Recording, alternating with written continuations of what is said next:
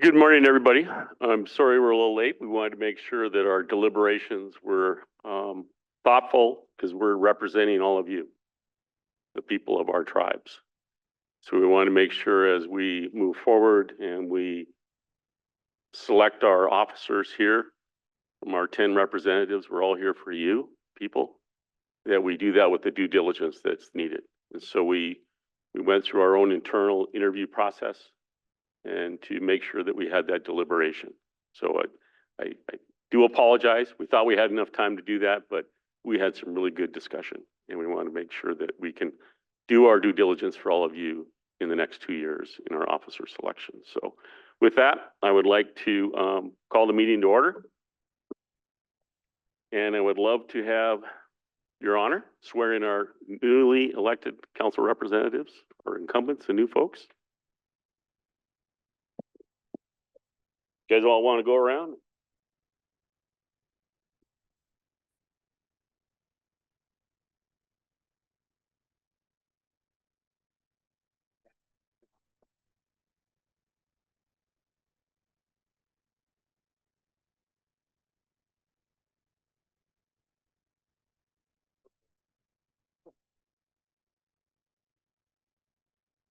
Okay, if you'll raise your right hand and repeat after me. I state your name. Do solemnly swear that I will support and defend the Constitution of the United States against all enemies, to carry out faithfully and impartially the duties of my office to the best of my ability. I further affirm that I will cooperate, promote, and protect the best interest of my tribe in accordance with its Constitution and bylaws.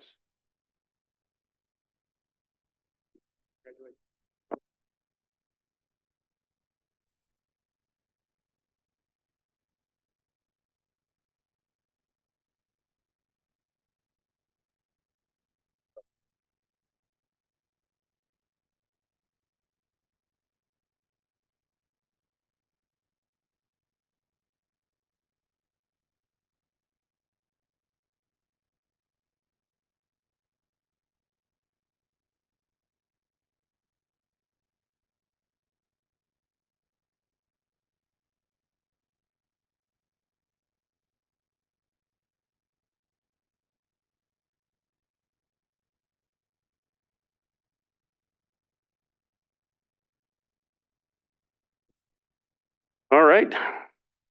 Congratulations, all of you. I certainly look forward to the next 2 years with this entire 10 council representatives and a good year ahead. So with that, I would like Jen to do roll call. Tom McDonald. Here. Len Tucci. Here. Jennifer Finley. Here. Jim Molitor. Here. Carol Langford. Danielle Matt. Bing Matt. Here. James Steele Jr. Here. Martin Charlo. Present. Mike Dolson. I'm here. Dan James. With that, I'd like to, as we always do, start our meeting out with a prayer, and I would ask an elder to step forward to give our prayer. Stephen, would you lead us in a prayer? Can you hear me, Stephen?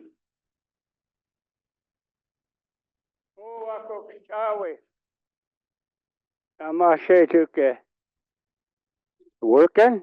Okay. Kes Yahweh, what get you open, is it you open? Look up, yeah. Kes look at you, what? Yet what? Texan PXC is it? Look at you, what? Look up, yeah, look good and certain. Just look at what, yet what? You could let ya.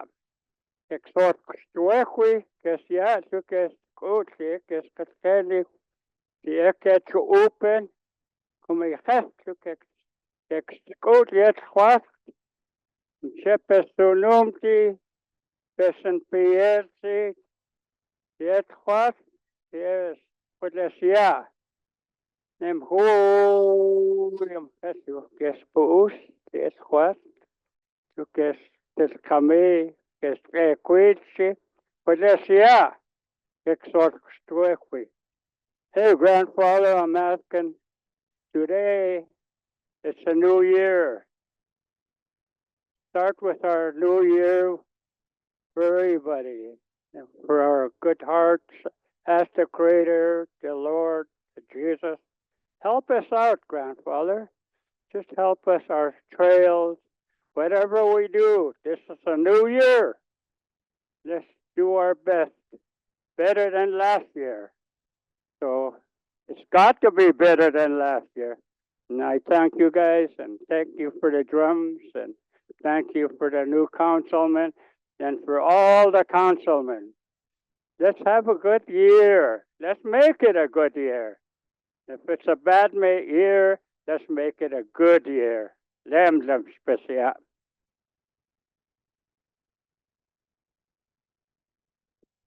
Lemlem Stephen. If I could ask the drum to do a flag song for us.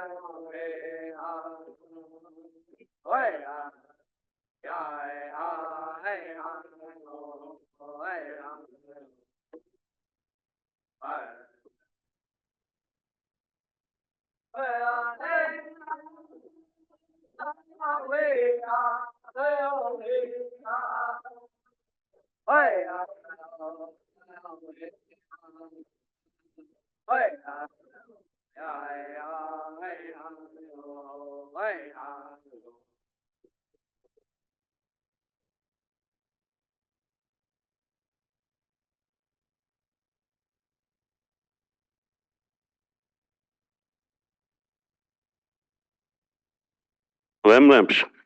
Appreciate that. Helps us start out in a good way.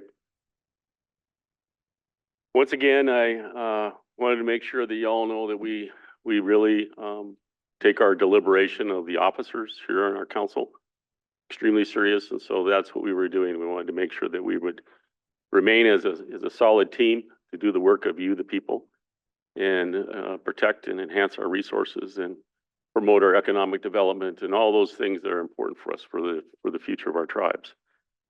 So with that, I would take this moment for us to select our officers, and we'll look for a motion for acclamation of our selections.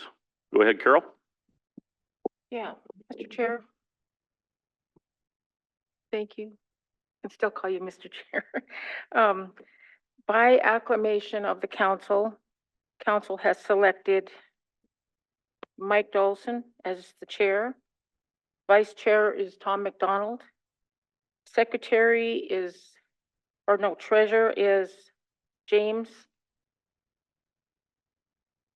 Deal. Martin, she wrote it wrong. Martin is secretary. And the treasurer is James Steele. So that's my motion, Mr. Chair. my Motion by acclamation. Carol for acclamation of that selection. Is there a second? Second by Len. Any further discussion? Seeing none, all is in favor? Unanimous? All right, that is what we're gonna do. Congratulations on all of you, and I want to say thank you to the people for the last 2 years as your chairmanship seat, as I filled it. It was a great honor for me to do that, and I look forward to continuation of being an officer here as the vice chair for the next 2 years, or as long as council will have me. The officer positions are always subject to change at any time throughout our duration of our terms of office. So with that, before I switch over the gavel and we take a break, I want to make sure everybody got breakfast and that we have food out here, and I think there's some bacon. Okay. That was a chair requirement that we have bacon, and we want to feed you in the morning so you're in a better mood. So with that, we want to, first, I just want to make sure that we honor all of our workforce and all of our people that we have with us, because, you know, the service to the membership is our workforce and their dedication. And so with that, Carol and I believe are going to recognize some folks, and I want to recognize those individuals that recently retired. For the record, Kathleen Bodner, Tribal Health Department, James Lloyd Jackson, and Edward Dumont. They all recently retired, excuse me. And then individuals that have been working that have 25 years or more. I want to recognize those folks too.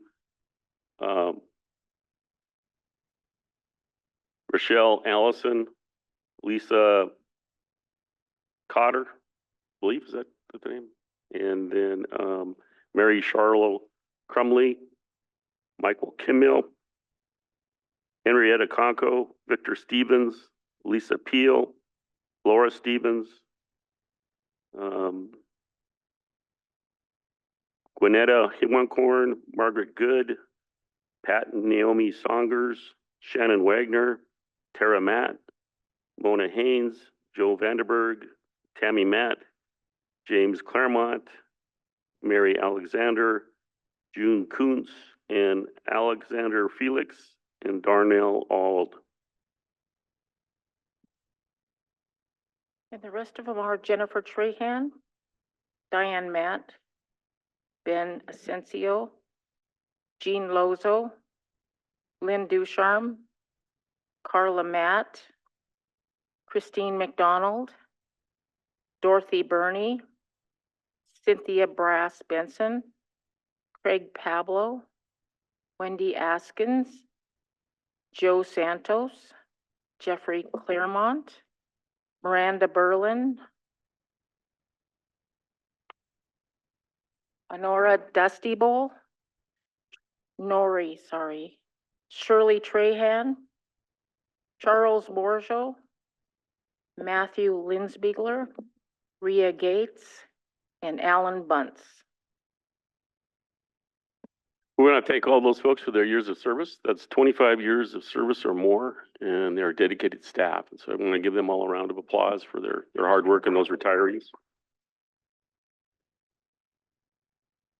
And with that, I want to take a quick break. So we rearrange some seats if we have to. Go ahead, Mike. Oh, the honor song. Excuse me. Let's have an honor song for them. My bad.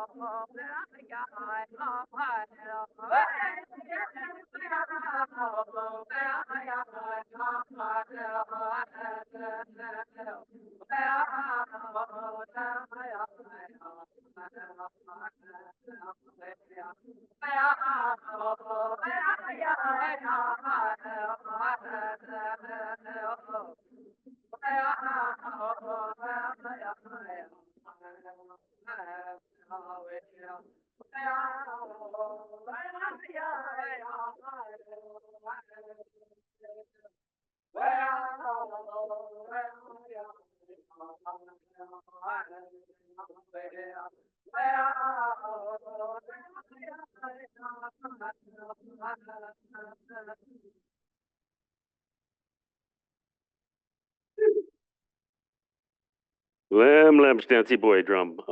Thank you for that. And, you're excused and we'll take a quick break. You haven't got breakfast, please do. Oh, we have shots too? Okay.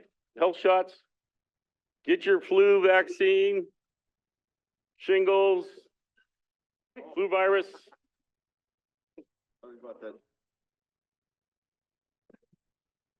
COVID-19.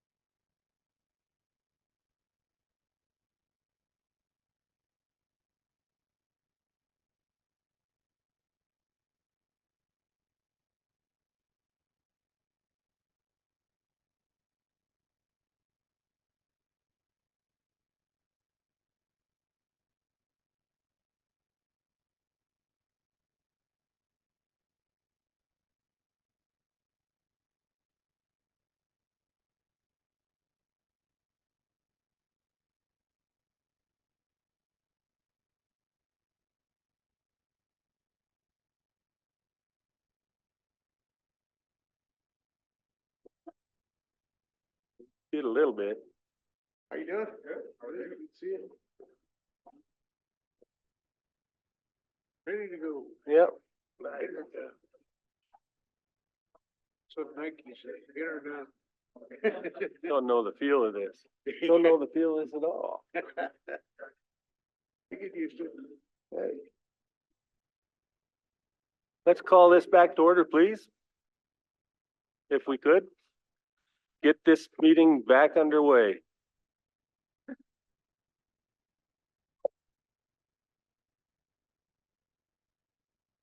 Where's all my counsel?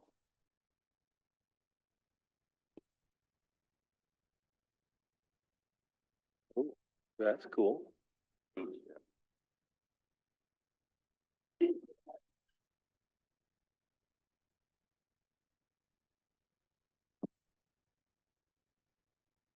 That could be.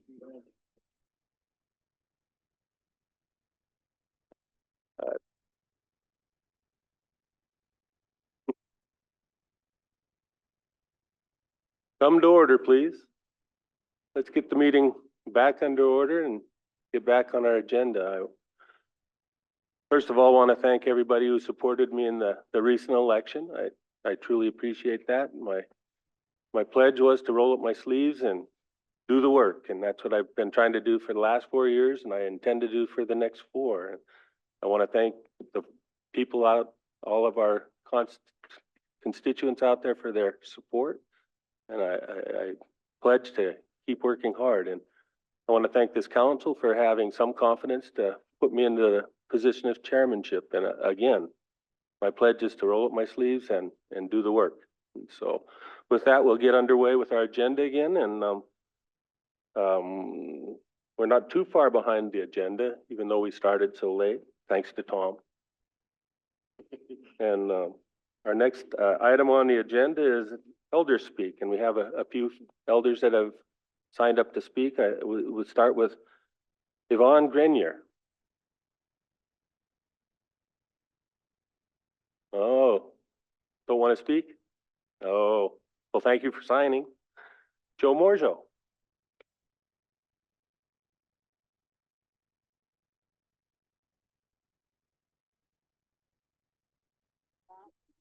We need you to talk into the mic. So I've signed up for LEAP a couple of times and I've been 2,000 over. And I asked if they ever took into consideration that, you know, I'm retired and I'm on Social Security and stuff. But I got a pretty good raise in January, but it's like, don't you guys take that into consideration? And then I found out yesterday that no, they go by what the grants department here says they can use. And so I'm wondering, who do I see, or do I see you guys? Can we get that up to reflect on the Social Security increase? Do you understand what I'm saying? I think we understand what you're saying, Joe. I don't know that we have an answer for you directly, and we can definitely find those things out. I don't know what the limitations are on LEAP right now, so. I don't either, but I just know that I'm 2,000 over. It doesn't seem like it, but you know, I sure could use that help. Well, we'll look into that. We'll look into that. Thank you for bringing it up. Carol? Yeah, you know, in the past, we used to set the guidelines, and I don't know, Teresa, I seen you in the room. I don't know if you remember that, but there was a time that I believe we used to set that, and then all of a sudden, it became that we don't even see it as a council. And so I guess Mr. Barnaby also had the same question for me this morning, and it was going to be brought up, that we find out if the council sets that, and there may be an opportunity for us, if we do set it. Of course, some people are, their services are not services, but their benefits going to be reduced a little bit, but then it benefits more people than just, you know, I'm not saying that low income doesn't deserve it, but certainly we can benefit more people, because right now it's really getting tough. Plus, EKI promised, and what I recall, when EKI took over the took back the low cost block, there was supposed to be money coming into the tribe that I understood that could go towards these paying our power for our elders and other people that are in need. And so I'm still wondering where that's at, and maybe it's a misunderstanding by me, but certainly this is a tough time for a lot of people, and I would really like to have those issues looked at. So thank you. Thank you, Carol. Teresa?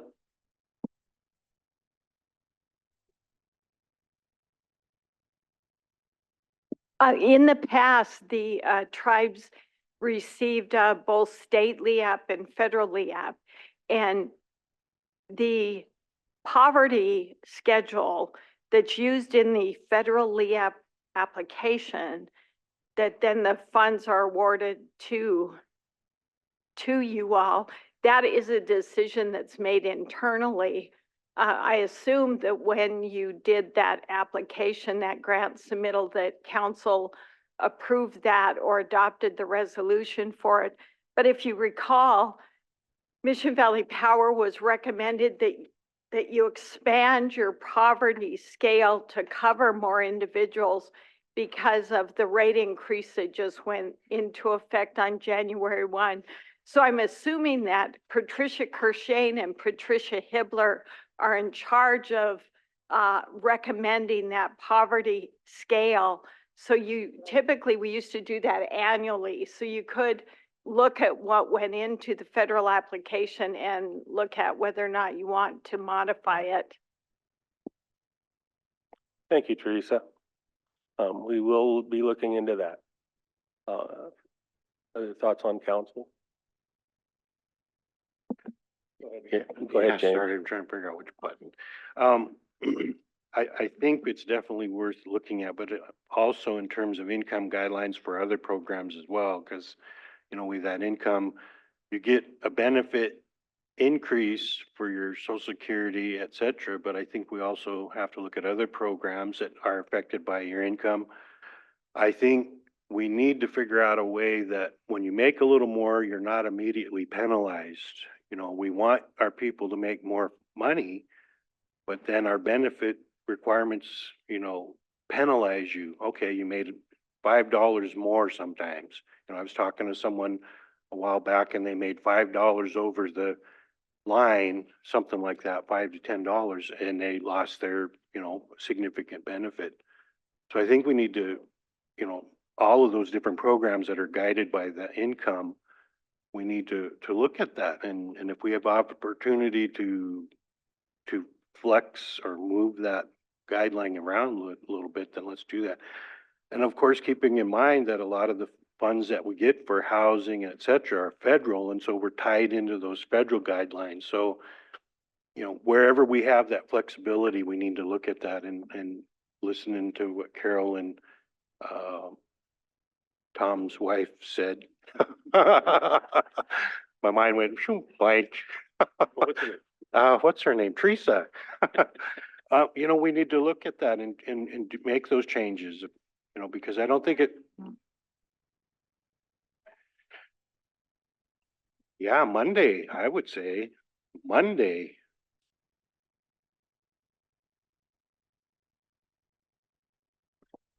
Thank you, James. Yes, Len. Thank you, Mr. Chairman and members of the council. Yes, as I recall, the discussion, because this is revenue that was derived from the low-cost block, these funds should be applied to the membership across the board to everybody. I don't think we need to be setting income guidelines because that low-cost block belongs to the people. And so I just don't think that we should be trying to get into a situation where we're picking and choosing because of income guidelines on who's going to benefit from this. So I know that was part of the discussion, and that's what I will continue to advocate for. Thank you, Ann. I agree with, your remembering what we were up to, but there still is the question of what the federal guidelines are and the increases that we've all suffered with respect to, inflation and all those increases, and we still need to look at those federal guidelines as well. So, Thank you, Mr. Chair. In regards to the concern for the consumer low block cost of power, what we were tasked the administrative staff to do from the information we acquired from Mission Valley Power was to try to quantify what that little bit of a rate increase was for every individual household. And then for every one of our tribal members that are a meter payer for a residential house, to be able to refund them or get that increase back to them. So that was the exercise that administration was working on. And so that had nothing to do with income level. It was anybody who was paying a power bill on a house that you would, as a tribal member, you would get that compensation back into your, either a reflection in a payment into your monthly power bill or some type of thing. And so Gregory Spar was working on the numbers for that. We haven't got that report back to us yet. And I look forward to being able to provide that to our membership at least this spring or as soon as possible. So thank you, Mr. Chair. thank you, Tom. There aren't other remarks. We'll get back to offering the opportunity for our elders to speak. And Stephen Small Salmon has requested to speak, so please join us, Stephen, and speak. Yeah, I'm on third one. You're up now. Am I? Yep. This would work. I want to get up there.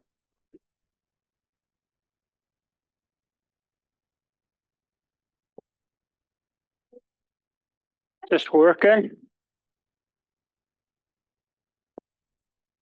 Best upstep, best ja. Achelaas zet uit en tentetje, zet schaduwtje zo weeuwtje. Kom mee. Tomato is laat zich gemeente.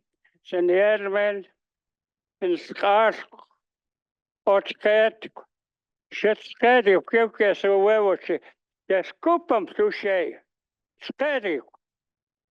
Kesjaas. Ik zoek net schaduw. Hoe moet u leeft in de zee? Check out zo soort people. Dat is stem. Zo schaduw kon question. Zij zoek is goed. Leuke. Die ik open. Ik zat gestoken. Ik zijn piënse. Zoet kasip zoet. Kooi zoet. Check out het kan. Hey, hey.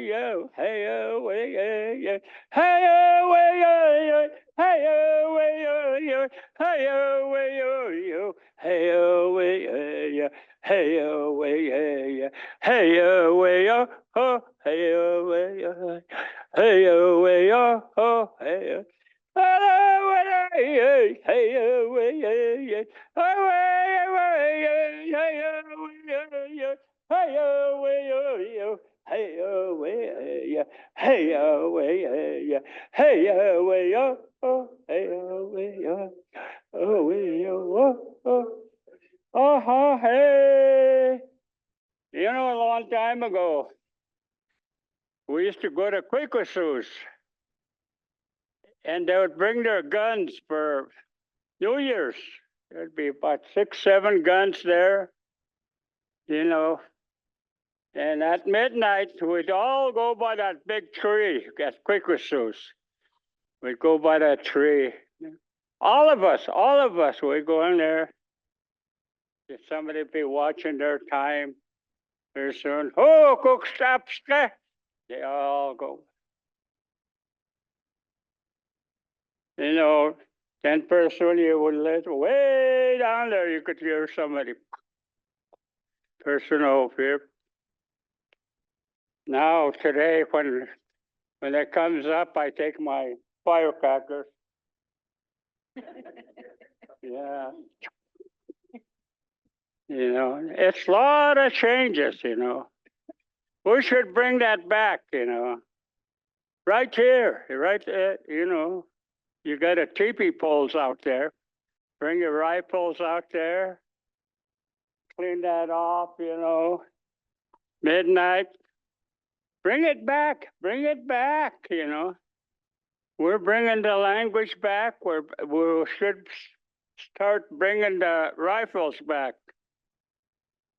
Not these firecrackers from Taiwan or Japanese or China, you know. Bring it back, you know.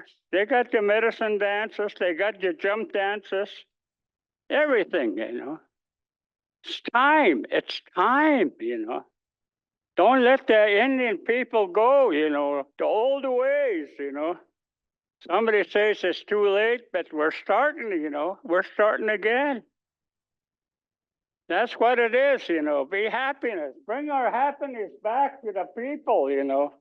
Bring them all back, you know. I'm not number one, you're not number one. We're all the same, you know.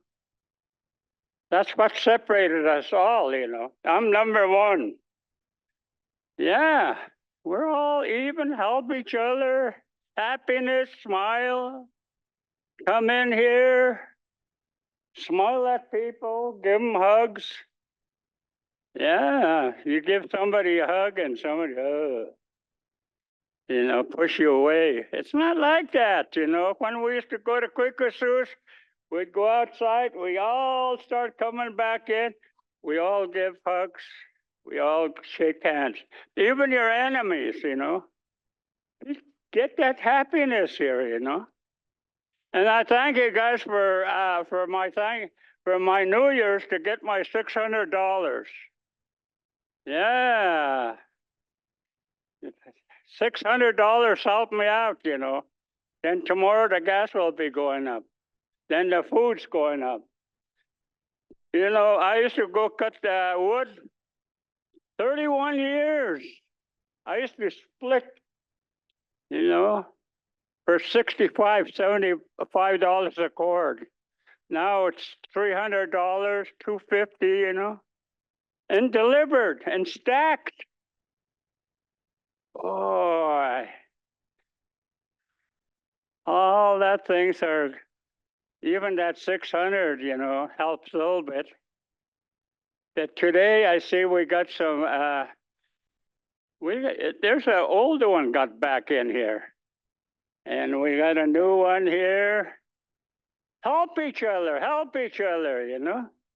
That's why we're here. We're here to ask you guys, give us some help, you know. Give us some help, you guys. You guys got the power, you know. Yeah, I'm not here to ball you guys. I guess I am, you know. But we need help. We need all help, you know. Don't think about it tomorrow. Do it right now. Don't say we'll have a meeting Monday. I'm still waiting for Monday, you know. What's Monday? I want my check today. Oh, it's in the mail. That's the old trick now. Yeah, it is. So today, let's be happy. Let's all be happy. Make those women happy. Make all of us happy, you know. Go with a smile, you know. I never hardly see you guys smile up there. Smile. Let's see what you guys look like.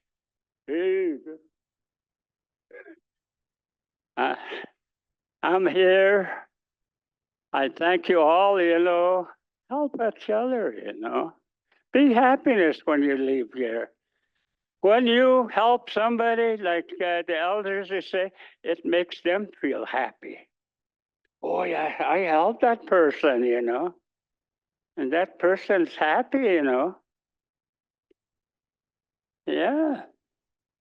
Some people here, you know, should be happy, have a new year. Say tu cascucho scadio, cascinchalim puti tu cascadio. What's ya? What's chupen? What's cascadio? What's ya? Can go sin, you know. 2 years I've been asking when we're going to get our white buffalo back. It took 20 years. Finally, we went down there and there was white people said, you could have it. I sure surprised me. I walked in there, you know. Now it's 2 years. Where are we gonna put it? If you got nowhere to put it in my house. Everybody's been asking, when are we gonna have that? When are we gonna get a new, some buildings, you know? Let's do it now. You guys got the power, you know? Longhouse, 3 chiefs, my sweat house. I've been just freezing out there, you know. That's the creator, you know. The creator said it's too late. No, it's not too late. When am I going to get my my building? Tom? Tom, please. The guy come up there and they measured it. She come up there and took pictures. Yeah, I need to sweat, you know. We need people here to help each other out, you know. Help the elders out too. We should have somebody come up to our houses, you know. Like Pat Pierre used to do, you know. He used to come up and say, what do you need? Stove? Need something, you know? Now we have to go down there and get help, you know. Us elders. We should honor us elders, you know. Long time ago, we used to honor our elders, you know. You guys going to be old. Couple more years, you guys will be old. I didn't look at you, Carol. And when I was young, I used to say, I wish I was old, because they had a lot of respect for those people. Now I'm old, nobody respects me. I mean, not just me, the elders. We're talking about the elders, you know. You guys will be there some these days, like Pete Beaverhead used to say, you going to get old, all you're going to have is stories. That's all I got. I used to walk all the way up there, pick huckleberries for $1 a gallon. Now I buy them for $100 a gallon. Oh, that's a lot of money, you know. Yeah. So anyway, today I didn't want to make you guys mad, you know. I want you guys to be happy. You guys got the power, you know. I always say that, you know. Help us out, you know. Who needs help? And you'll feel better too in your heart, you know. You guys all will, you know. And the last thing here is I'm happy you guys are supporting the language. Kootenai language, Polson language, all over. It's moving, you know. Two Eagle River, they were singing right over here. And I told them, don't give up, you know. They sounded good, you know. I'm jealous. I remember when I used to sing, you know. But I still sing in the shower room, like Tootie's over there, you know. I'm just teasing. I'm always glad to see him, and he's always got a smile, you know. Ahora, help us out. So let's get the buffalo back. We could put it right here. Work on it, you know. Pretty soon you go over there, you know what's going to happen? You go over there, try to get that, they're going to give you a bill, you know. I know those guys. We had that for 2 years sitting here. You guys owe us $2 million. Watch, Tom, watch. You better get it out of there, you know. They're pretty sneaky.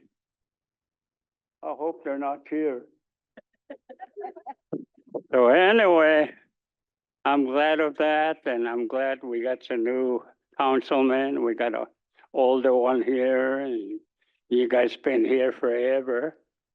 So help us out. Dem special. Una. And get the mics going.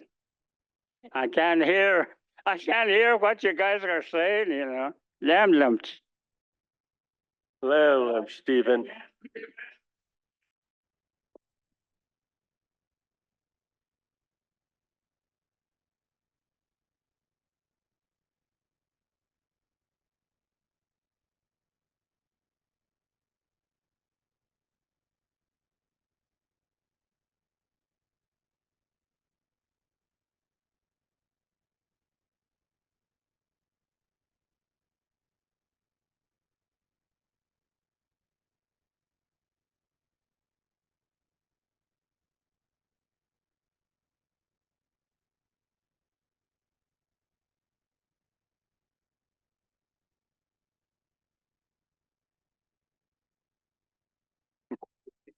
Lamb, Stephen.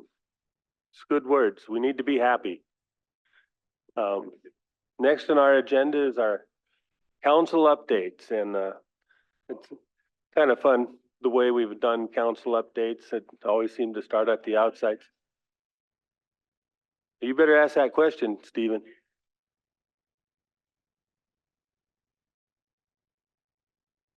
We did that, Chair. We did.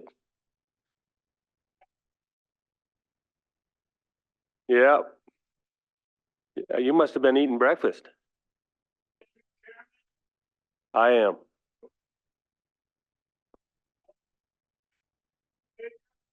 Treasurer is James Steele Jr.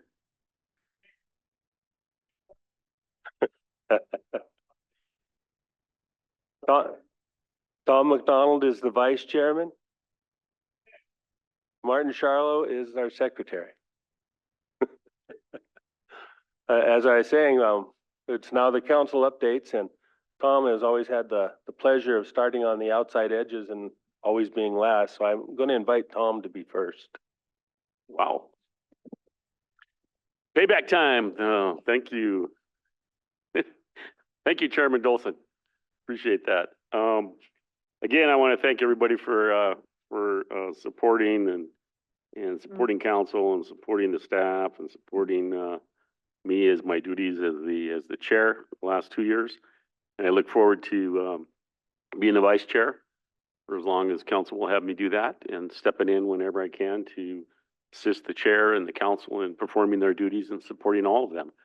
And I really appreciated being able to represent everybody's concerns, and tried to do that as much as possible. And tried to be respectful to everybody as we should when they voice concerns, and listen and have a good ear. So with that in mind, I just wanted to report on, there's just so many things that the council is involved with in increasing services and resource management. And I think that one of the things that that we had before us, and it was kind of one of those things that was really close to my own heart, and that was speaking up for the fish and wildlife resources, because that was my career before I came to council, was in fish and wildlife. I'm a fisheries biologist and a land use planner. Used to be a firefighter, forester, and kind of a collage of different positions in the past. But you know, I just really felt a tragedy was occurring in part of our Aboriginal landscape. It was in the Kootenai River, and I love the Kootenai River. And I spent a lot of time fighting the dam proposal when we were taking a proposed to build a dam at Kootenai Falls, and really I worked for the Forest Service. I spent time up there on that Kootenai National Forest, and really fell in love with that landscape. So when we started seeing a water quality degradation occurring in that river from Canadian coal mining upstream in a drainage called Elk River, it started showing up in the fisheries, and fish were being born without part of their bodies. Their gill plates were missing. Their lower jaw was missing. They started to see reproduction issues in all of the fisheries in that river, as it came into the Kootenai River and then on in through, into Montana and Idaho.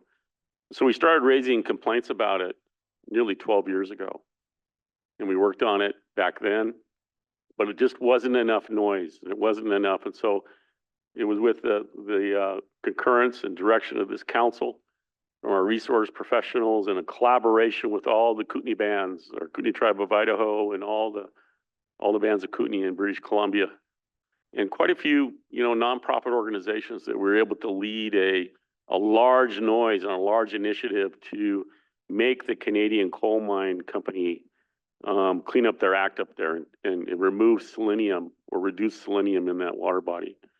And so we started that process nearly 2 years ago, and we made a lot of headway through time. We got the attention of the Trudeau and Biden, and we were able to get some commitments out of the Canadian government, Global Affairs, Canada, British Columbia, to reduce the selenium pollution from the open pit coal mines in the Elk River.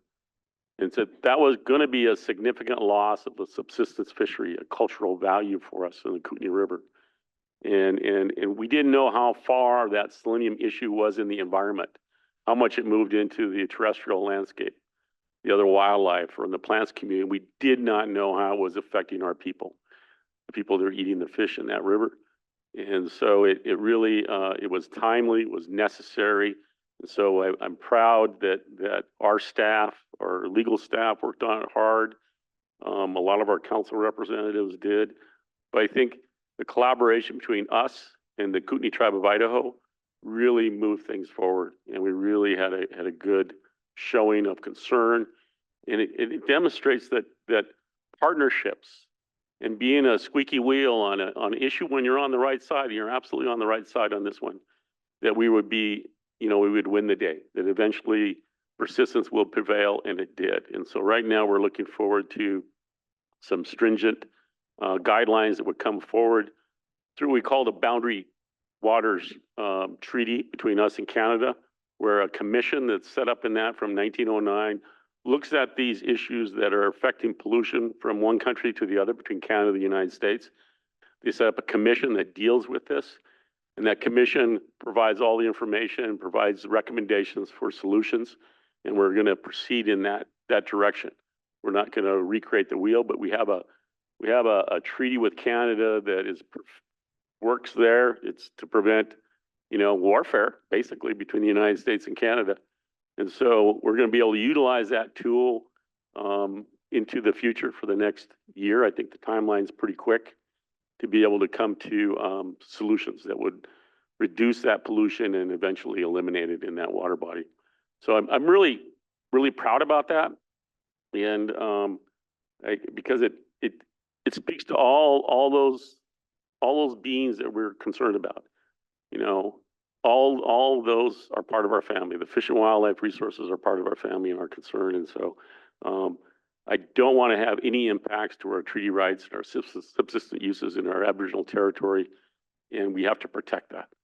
And so I think it was a pretty significant thing to have an international win for us in this particular scenario. And I look forward to any other challenges that are like that. I look forward to implementing the solutions that reduce that pollution in the Kootenai River system. And I'm going to leave it at that. That's probably all I want to mention, Mike. Thank you. Thank you, Vice Chair McDonald. And that is a very important issue to save those fish. Jimmy Malatar? Thank you, Chairman Dills. Welcome, everyone, and Happy New Year to all of you. Good to see you here. I don't have a whole lot to report on this quarter. Didn't do much traveling. I went to a gaming meeting in Las Vegas with Councilman Matt. Then here in Montana, with Councilman Tutis, we did the tribal leaders meeting and pushing on Medicare health issues, trying to get those squared away for talking about Indian people throughout Montana. You know, mostly I've been working with tribal members on issues that they have here at home with their tribal elder that lost a home to a fire, trying to get her replaced, just local issues. And, I really, I prefer to do that. I like working with people and seeing if we can work things out to get them the help they need, with the programs we have. It's kind of a struggle, but, we get there. They're there, we can get the help. It just takes a lot more time than I'd like to see. I wish we could do it quicker, but it takes time. And, that's about all I had to report on. Is I just, I enjoy working with the membership, and I enjoy getting some kind of relief in the issues they have. And I thank you for that. Thank you, Jimmy. It was really good to see he still had his shirt when he came back from Las Vegas, so. James Steele Jr. Thank you, Mr. Chairman. Lemon Presiahu Kukani, thank you for your confidence in me to elect me to the St. Ignatius District. It's an interesting note. 20 years ago, I first was elected from the R. Lee District in 2003 and started serving in 2004. Some of the things that are important, the one thing that I remember from my chairmanship time, the one time we had a standing ovation from the quarterly meeting is when we were fighting the governor of the state of Montana. The governor at that time was a Democrat governor, Brian Schweitzer. And he came through town and he campaigned and said, I'll be friends with you and we'll come here to Pablo and talk across the table with you on issues. And we soon found out if we didn't do what he wanted his way, he wasn't our friend anymore. I say that to say, I'm going to be encouraging this council to say no when appropriately. This Republican, we have to work with Republicans, I get it. But when you have this Republican Party passing laws interfering between our women and their doctors, that's not right. You will hear me make comments about that. The state of Montana wants to come and put their noses in between our tribal women and their doctor. It's none of the state's business. You will hear me make comments about that. When you see the state of Montana and the United States pass laws that interfere between a person's personal life, who they love and who they choose to embrace as a partner in life, that's none of the government's business. They need to stay out of that, and you will hear me make comments that way, opposing that. We are a blessed people. We are 3 tribes, the Salish, the Pondere, the Kootenai.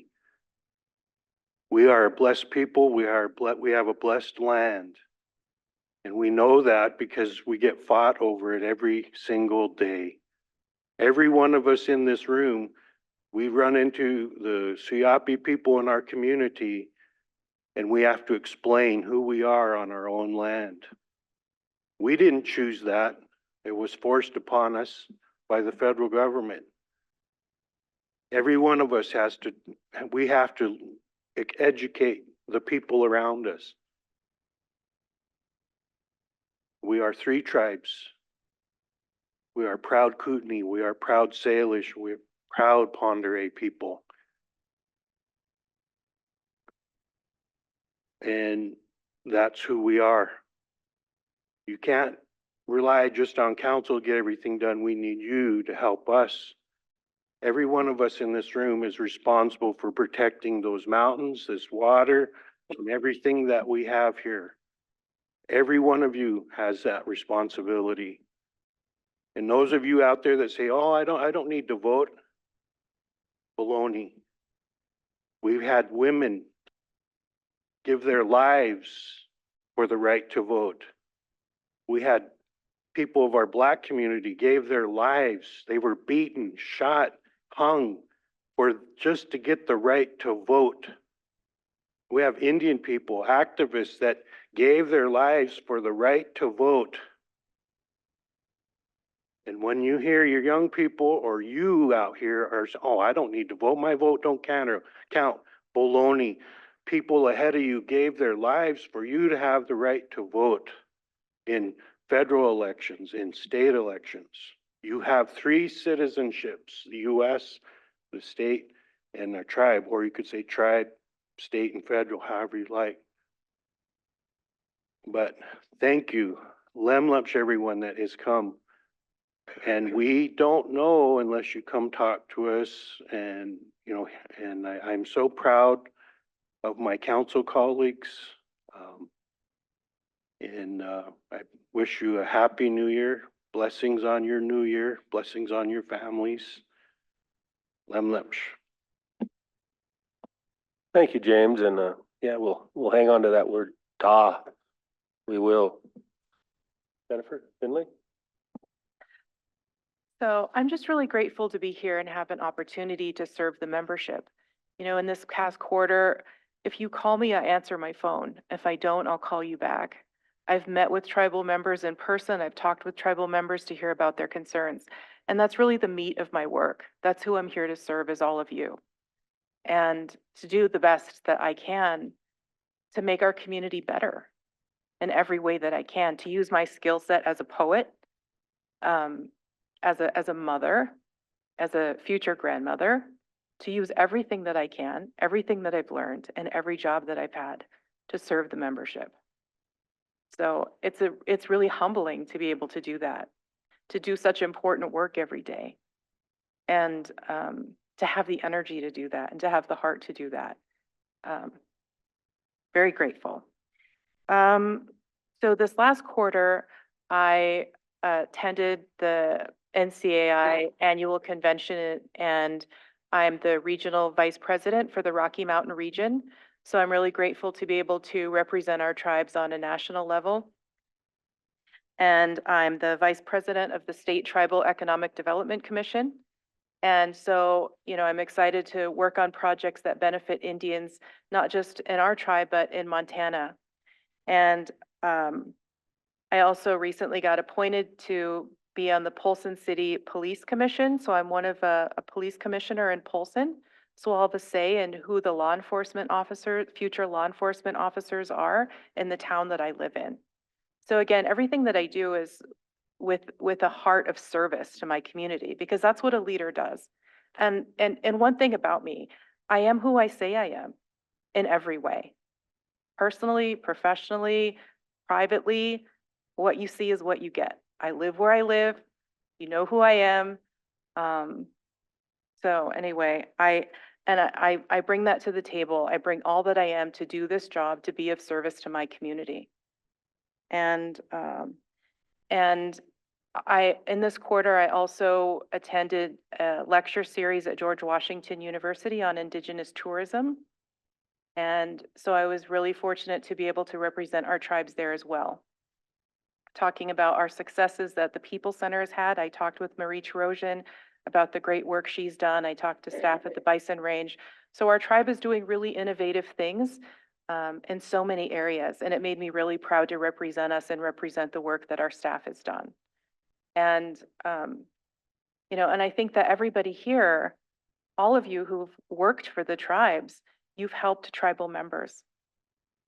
And you've been in a leadership role in that regard too. Even if your official title hasn't been leadership, anybody who's worked for the tribe, anybody who's helped tribal people has done something to make us all stronger. So thank you for that. And thank you for the opportunity to be here.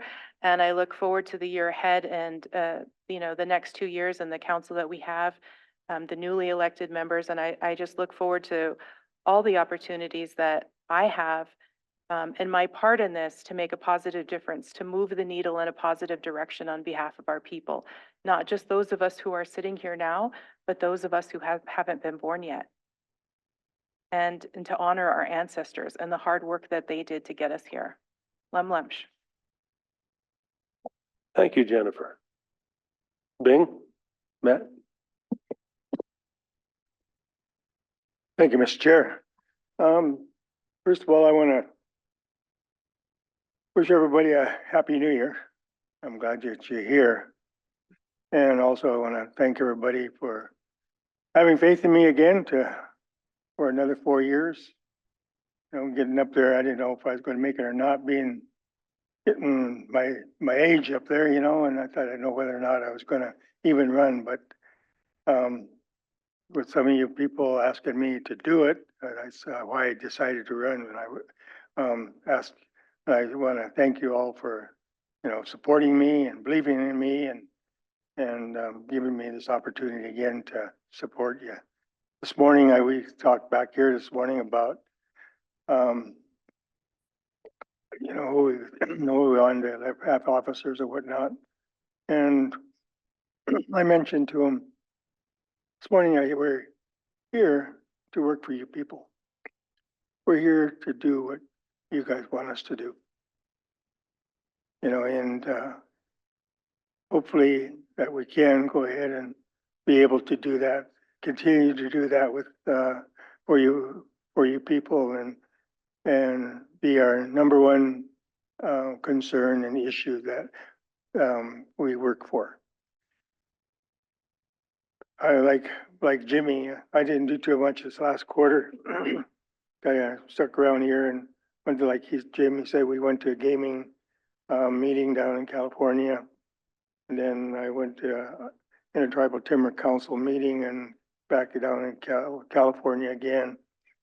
And but these two organizations that we're in, the gaming and timber that I'm in, is really interesting, you know, and because you have so many different tribes that are involved in these two organizations, you know, gaming and timber, you know, that you just can't believe that the knowledge and that is in with that's people work in these organizations. Tom was talking about him working with fish. He does a heck of a job too with bison. You know, he's on a IBMP for bison. He's a board member, and whenever you need to know anything about bison or what's going on in with the bison, that's the man to talk to. He'll let you know, because like I say, we going down to a meeting this fall down in Chico Hot Springs down by Gardner, and met down there and with different tribes that come down there for those meetings, you know, and talk about bison and the management of bison and whatnot. It's really interesting to hear what the other tribes are doing, want to do, and what we're trying to protect the bison from, you know, being, well, I guess, I don't know what I would say, really being killed or whatever else I would say, you know, and we try to keep a number on the bison down in that park, you know, and we working with the park service down there and livestock people too, you know. It's all a big deal with them all to work with those bison, you know, and more comes up all the time. And like Tom was talking yesterday, more tribes are gonna get into this and into this bison issue and you know, just not us anymore. It's getting to be everybody around that wants to try to get into this. But fish, like Tom said there, you know, he knows a lot about fish, you know, but I know he knows a heck of a lot more about bison too. So it's good to work with him. And, you know, we told him here, you know, when it was good to have him as our chairman, you know, because he was really knowledgeable about everything that came along. He could answer about any question that was asked him, but, you know, and it was really a good 2 years just to serve under him. Now we got Mike. He's really a knowledgeable person too. You know, I mean, he's got a degree in he's got a legal degree, you know, and And that's, I think, really important to have someone like that that will help us, keep us out of trouble and whatnot, so it's good to have him in here. We've served with Mike for the last 4 years and he's been doing a heck of a job, pretty knowledgeable person. But, like I said, I'm like Jimmy, I didn't have too much to report on because it was been a quiet quarter.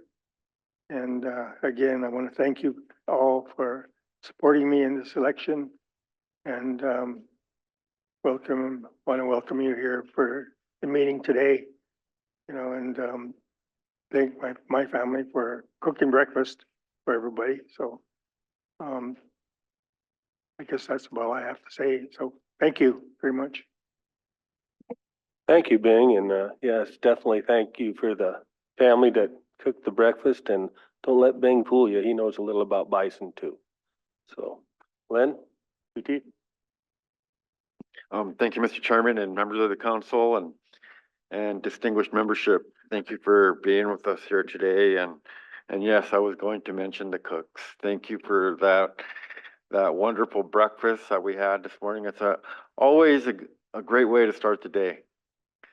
And, but anyway, before I get started, I just want to, thank and acknowledge the service that Terry Pitts and Ellie Bundy did here for our people. It was very educational working with both of them. I always learn from an outgoing council member when they leave. I always remember the attributes that they've given to us and the things that we learn from them. So I just want to thank them for their service that they did here.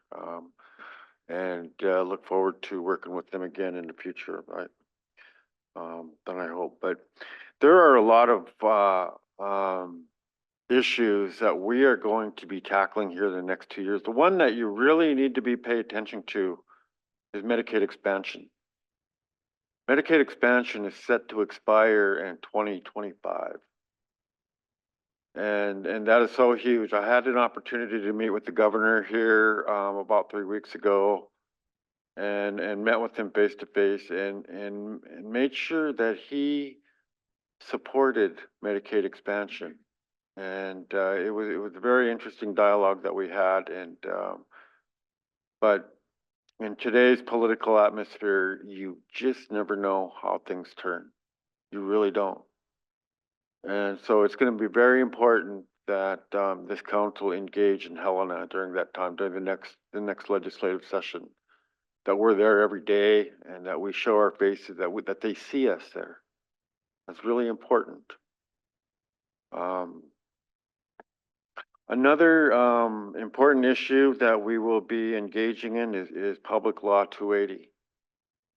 A lot of unknowns yet, and we will be meeting with all of our entire staff and making sure that we all have a clear understanding on where we're going with this. Myself, I want to advocate that we police our own people. And not only do we police our own people, but we make sure that there's adequate treatment programs for them rather than incarceration. In today's world, with the drugs that are out there and the families that have been destroyed and people's lives being destroyed, we need to look at healing our people. Healing our people, that's the key. And it's just really frustrating, especially sitting on this council here, and we hear about all of the overdoses every week. Every week we hear about which families were impacted by this, and it's frustrating for us. Frustrating from a leadership perspective, because we're sitting here and it's like we got to do more. We're doing a lot now, but we got to do more. Got to do more, and we realize that. One of the other exciting projects that I look forward to is finally getting us a store in Elmo, Montana. That is so huge.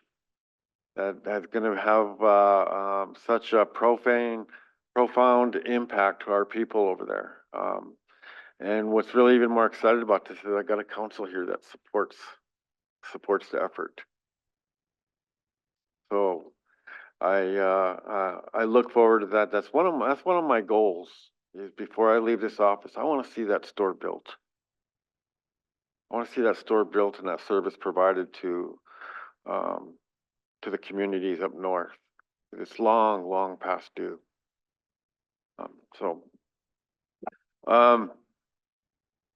Also, I also want to congratulate the new officers and the newly elected people and the incumbents.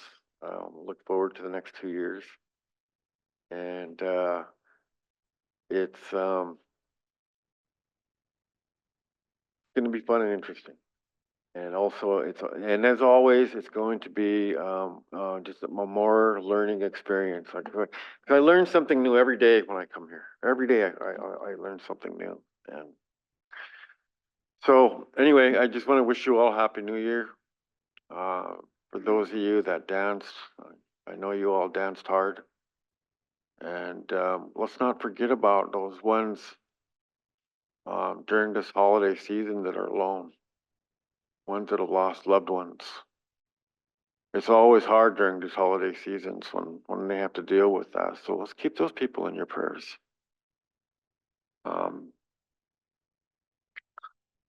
And Mr. Chairman and members of the council, that's all I have for my report. So thank you.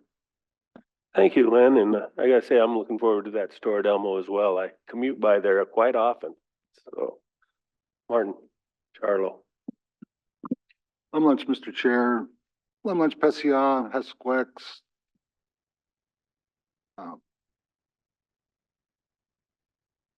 We're into January and we're into the times when we're not supposed to be loud and we're supposed to go and do our lodges and so excuse me if I'm a little tired today with a long week.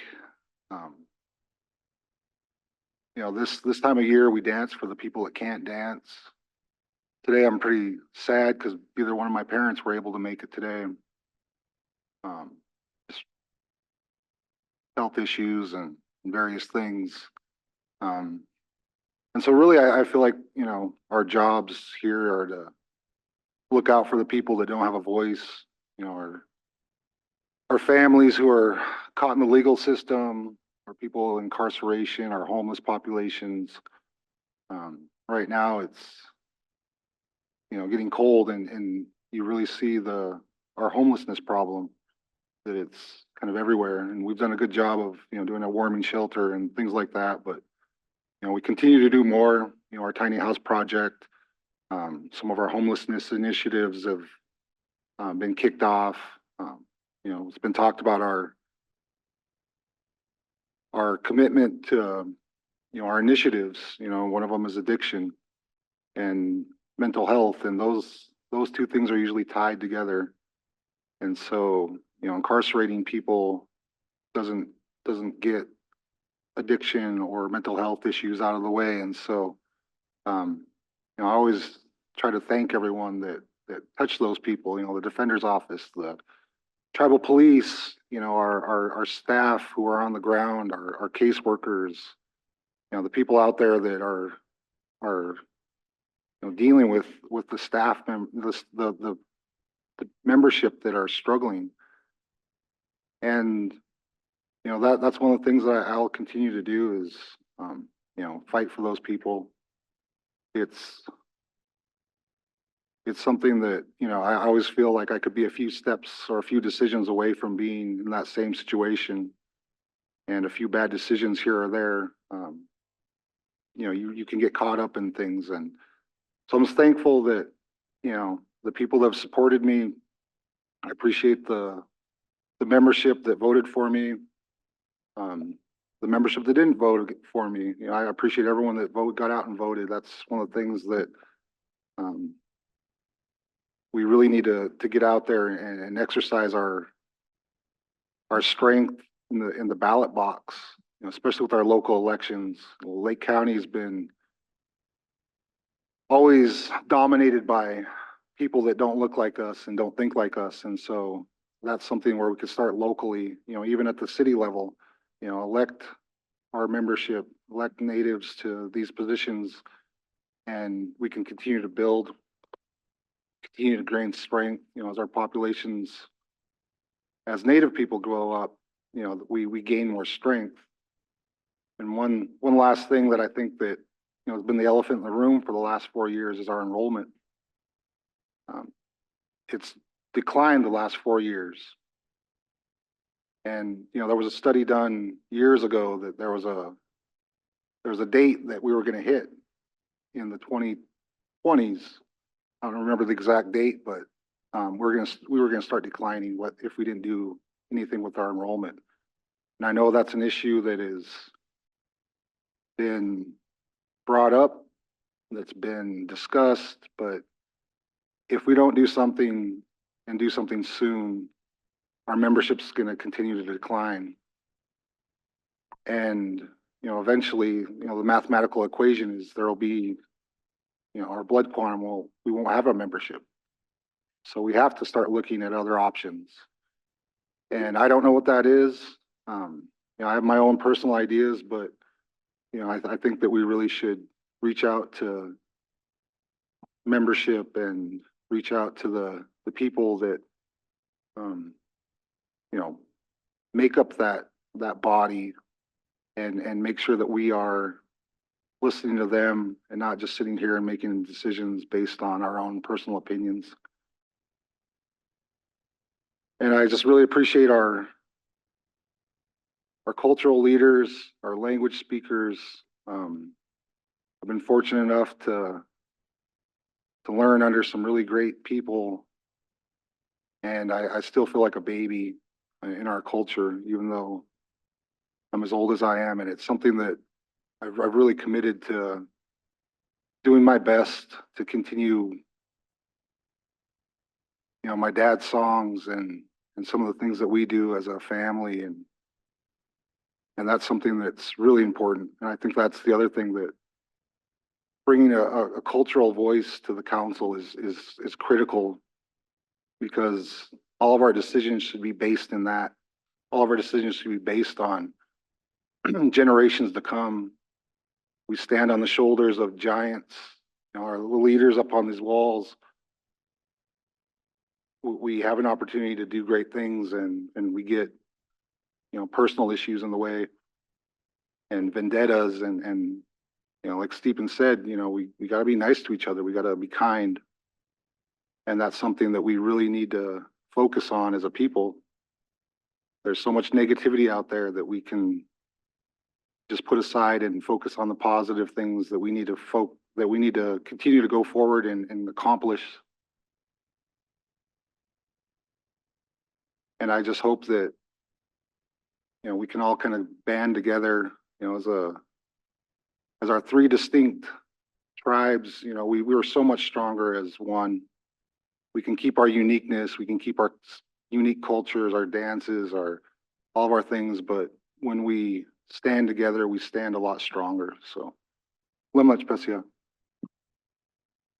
Thank you, Martin. Welcome to council, Danielle. Matt? Thank you. Everybody else has kind of been here before, I guess, so this is new to me. Thank you guys very much for this opportunity, my community for encouraging me, and the opportunity to serve not only my community, but the membership. And I appreciate your patience as I learn this new role in life, and I hope I can serve our people well. Thank you. Thank you, Danielle. And last but not least, Carol usually had the opportunity to be first a lot of times, so please, Carol. Right, I just wanted to say, I have nothing to say because it's all been said. That's what you guys would always say after I got done. So, no, I got something to say. First of all, I want to say that, you know, this is I don't look at this as a job. I look at it as a responsibility, and it's an awesome responsibility. And I appreciate to be able to sit up here. I'm humbled by it, and it's an honor to serve my people. I want to start out by introducing Shelley Fiant, a friend of mine who is running for office. And hats off to you, because I know that's a huge responsibility, Shelley, and we need good people in the legislature. And so I want to thank you. And I don't know how I walked from out there back in here and lost your envelope. So I need another envelope. But anyway, I want to thank you for putting your hat in the ring and giving our tribal people a good person to be able to support for the, is it House District 93? 91? Okay. All right. Anyway, let's give her a round of applause, because it's a huge thing to do. And so thank you for doing that. I wanted to say that, you know, I've been working on tiny homes. We have a lot of people in our communities that currently live in homes that are just need a lot of work.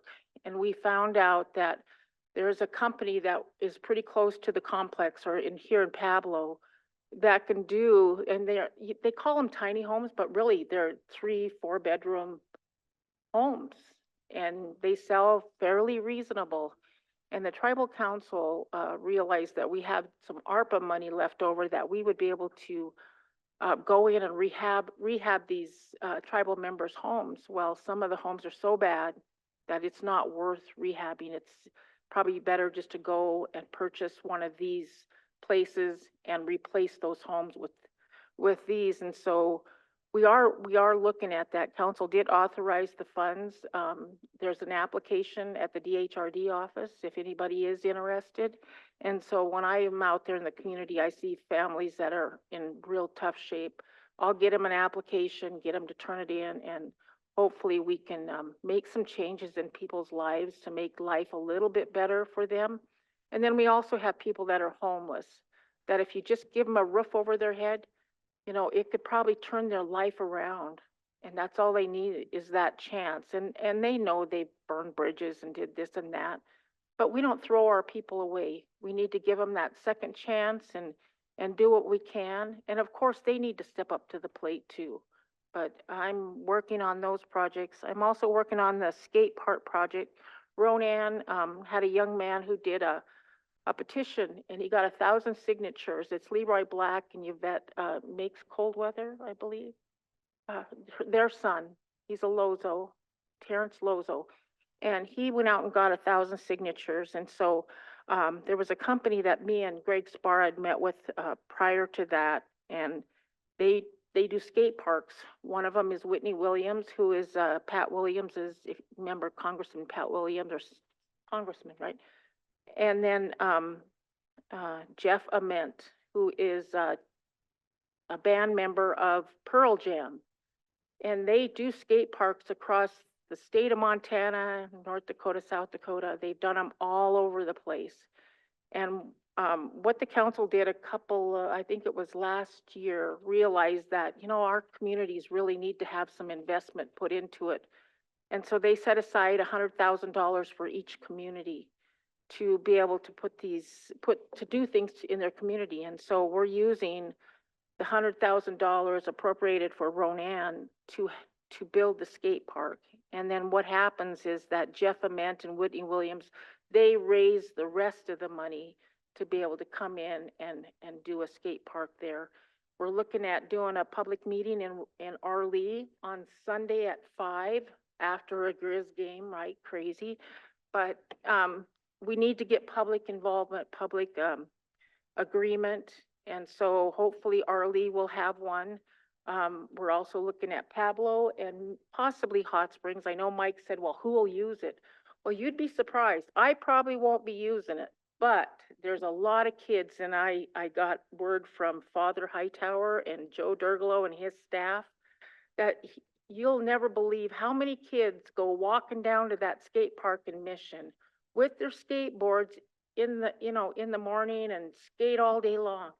And so that's an opportunity for our kids to get off the couch, do something different, stay out of the cars, you know, and have a good, healthy place to go and do things. And also there's a basketball court down in our lease. So we're, you know, if we can do kind of a complex where all of that stuff comes together. And I left it, Len is working on his own community. He's got other projects to do. So that's why I never mentioned Elmo, because he's going to do a meeting and figure out what they're going to do down there. But the money is available for all the communities, except Dixon. We did use some money for that, for the project down there. So that's, some of it's spent.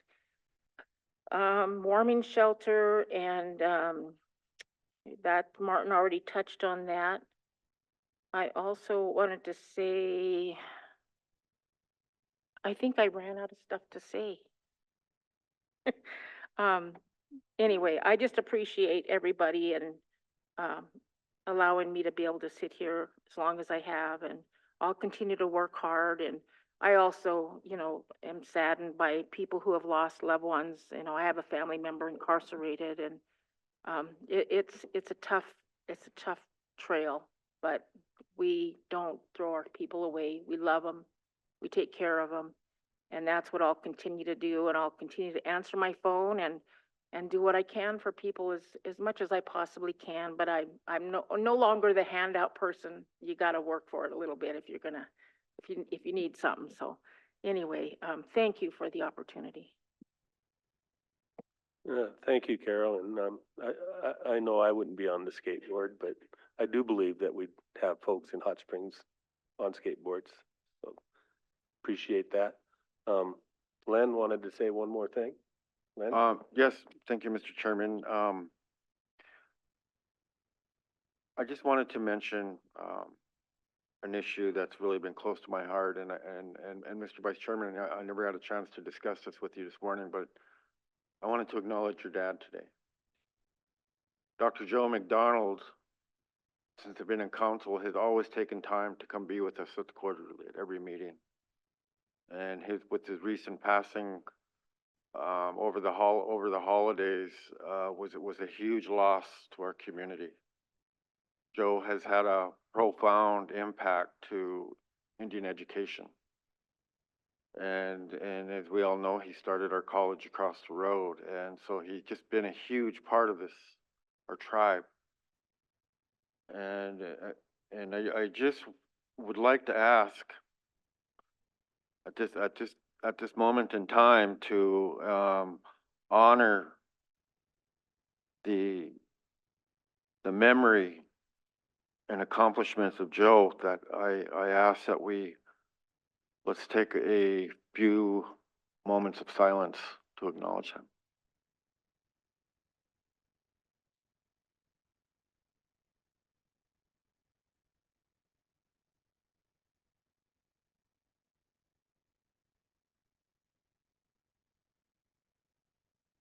Thank you, Mr. Chairman and members of the council, for allowing me to do that. Thank you, Len, and I second that. I worked for Joe McDonald for about 20 years and enjoyed every moment of it. And I appreciate you doing that, Len. Tom also wanted to say one more thing. Thank you, Len, for those words. And I wanted to, that was one of the things I wanted to say to everybody, is thank everybody for the condolences and considerations and the thoughts, memories that everybody shared with me for Joe. He was my boss for nearly 66 years. So, but it was a privilege and an honor to be part of his family, be his son, try to walk in his footsteps, and what a role model and a leader for my family and the community. It can't be, at least in my perception of reality, is that I don't know if there'll ever be another Joe McDonald. But with that, I also wanted to thank, what I missed out on saying thank you to was the rest of the council. And I'm glad Len brought up the Ellie and Terry. Terry stepped up and filled a vacancy for us, and Ellie served great, and she did so much for missing women and murdered women, and you know, that whole issue that is tremendously in need of continued work on. But one of the things that really helps us is those boards and the different committees that we have out there. And so I wanted to in particular thank them for their assistance, their support. They're an extension of this council.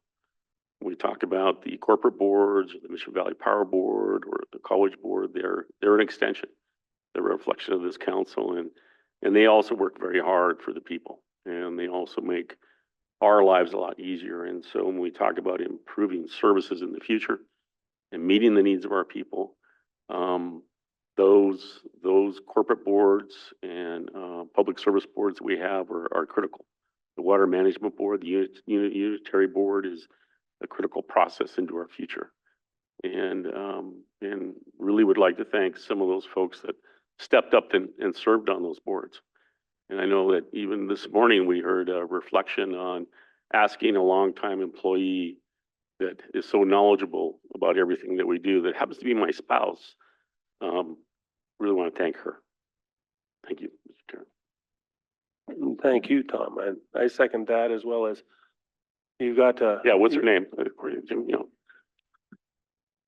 You've got to truly appreciate all of our tribal employees. They go the extra yard for us every day.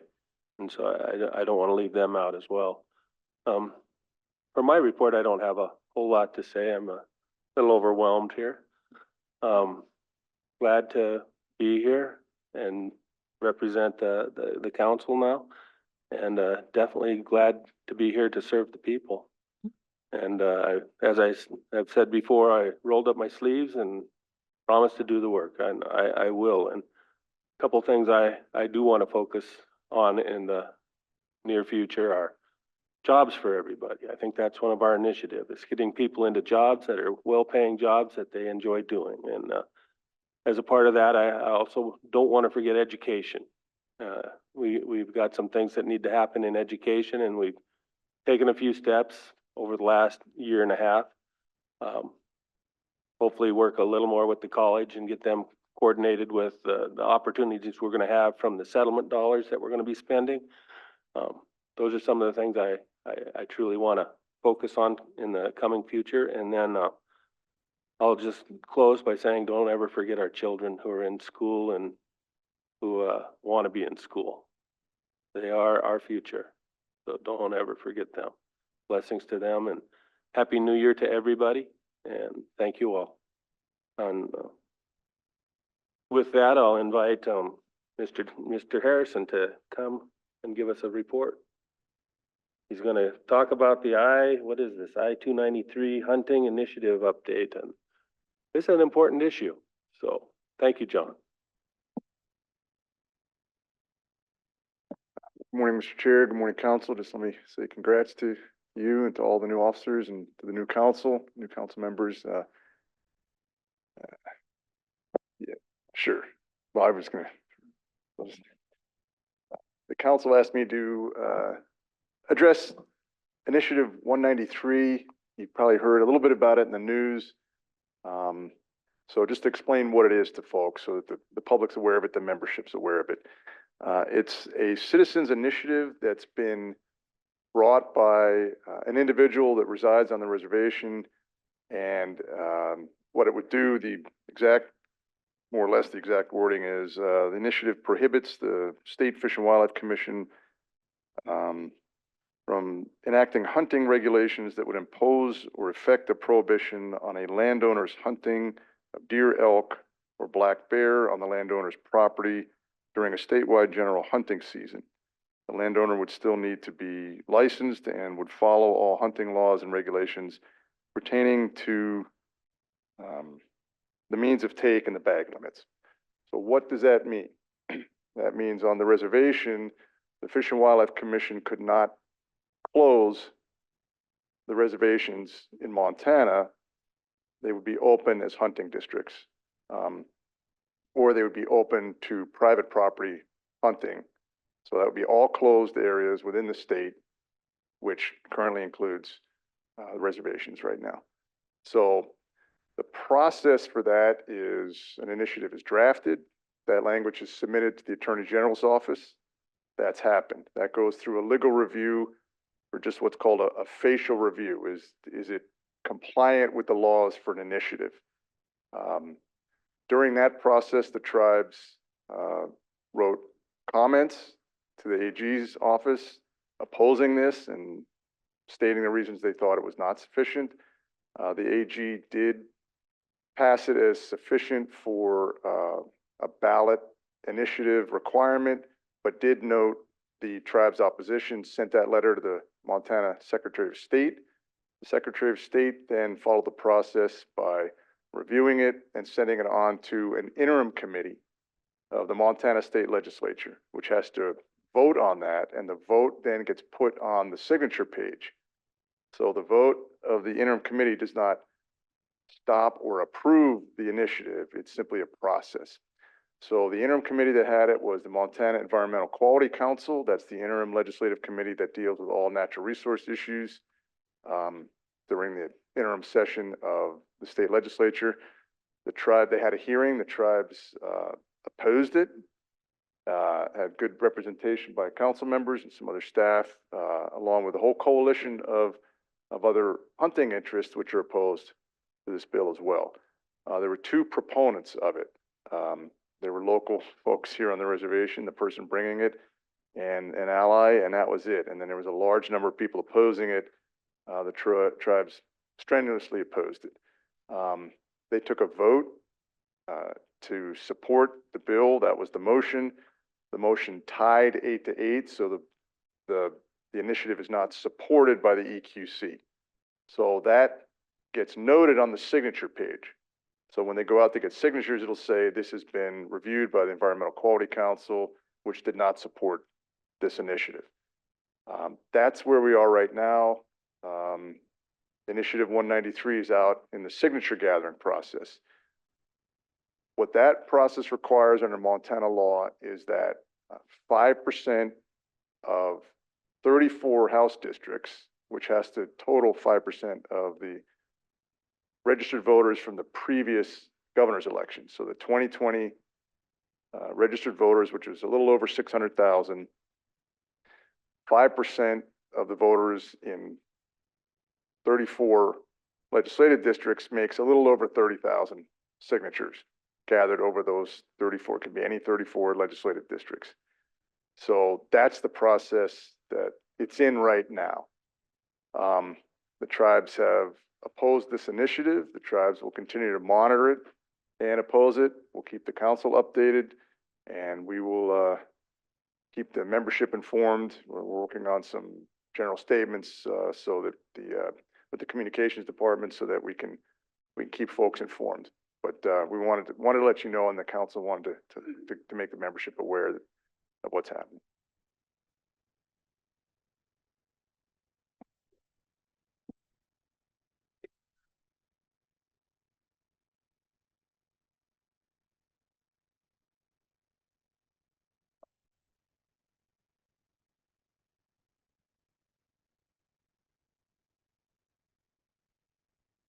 Yeah, so the question for anyone who couldn't hear it is, what's the worst case scenario result of this? If this gets on the ballot and gets voted on and gets approved and becomes Montana state law, and the Fish and Wildlife Commission now cannot close all the reservations on private property.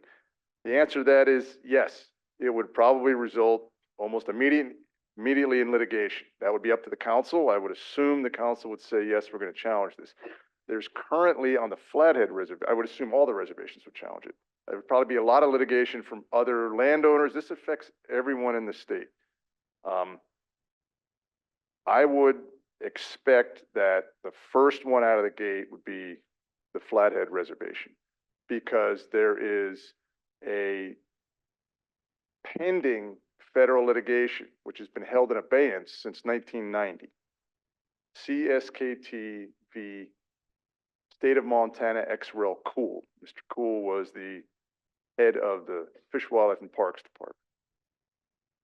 That litigation was a challenge over who had regulatory jurisdiction over the fish and wildlife resource on the Flathead Reservation. Tribe said, we have primary jurisdiction. The state said, we have primary jurisdiction. It was mainly over fishing at that point, but this would include hunting as well.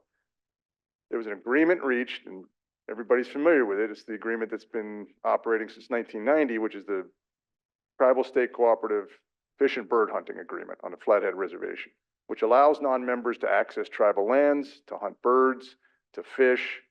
Part of that litigation also contested who had fishing and regulatory jurisdiction over the south half of Flathead Lake. That was in the federal court. Judge Lovell had it. He's since passed on, so it would go to another judge. But it was never adjudicated. He said, I agree that the south half of Flathead Lake is under the regulatory authority of the CSKT. He said, as for who has authority over fee lands within the reservation, which the state said we do, pursuant to the US v. Montana case down on the Crow Reservation, the tribe said, US v. Crow says you have to look at the language of every treaty first. It's a different treaty, Crow and CSKT, which has very specific language in the Hellgate Treaty, which is different. He said it'll take a complex trial.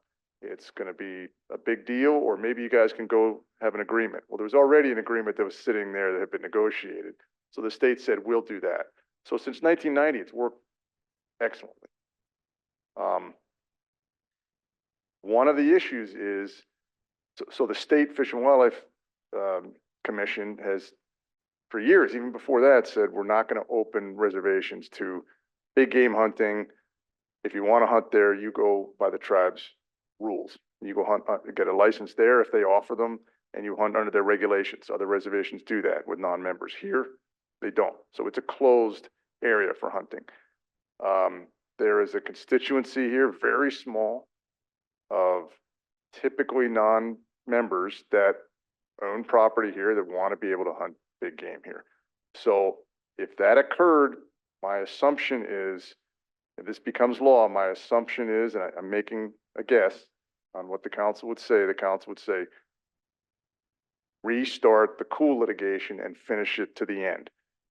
If the tribes lose, they still regulate the south half of Flathead Lake, still have control over their lands, but it would be different on fee lands, and we'd probably end up having to work with the state on something. If the tribes win, they could close everything here.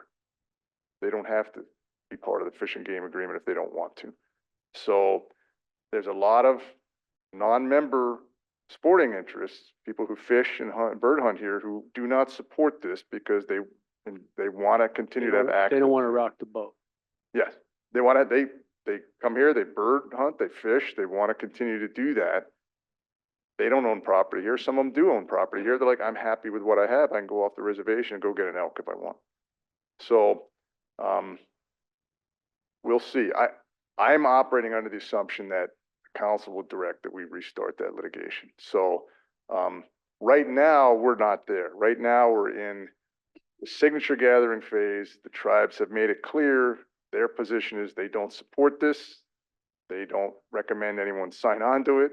If it makes it to the ballot, I assume the tribes would also run a counter campaign against this vote, making people aware of it. And I know that a lot of the sporting groups were at the EQC hearing in full opposition to this as well. It's a small group that would like this done, but there's a lot of people out there that just say, oh, it's good for private property rights. Okay, I support it. So as part of it's educating the public, and it starts right here with making everyone here aware of what's happening and what's at stake and what we're looking at. So. Well, I have the school be revisited and follow through to the very end where there will be no hunting any place on the res by non-tribal members. Why hasn't that been just followed on through with to the very end? And that way there would be no bill to be reckoned with. The question is, why hasn't the cool litigation been just finished out? That was a decision from the past councils in 1990 to enter into the agreement. Anytime there's litigation, it's zero sum, which means somebody wins, somebody loses. If the tribes followed through and a federal judge says, I just don't see it, I'm gonna follow the US v. Montana case, that's precedent, I happen to agree with that, then the tribes, now the state has regulatory authority over fee lands within the reservation. And that's the law. You can appeal it, but it's difficult to win on appeal. Both sides saw risk in going to litigation because the state could lose as well. So that's what happens with a lot of litigation. Both sides sort of look at it. It's maybe I win, maybe I lose. Can we reach an agreement we can both live with? That's what this fishing and bird hunting agreement's been. And that's why there's been a continuation from the state in banning or closing state licensed hunting on the Flathead Reservation and in other Indian reservations.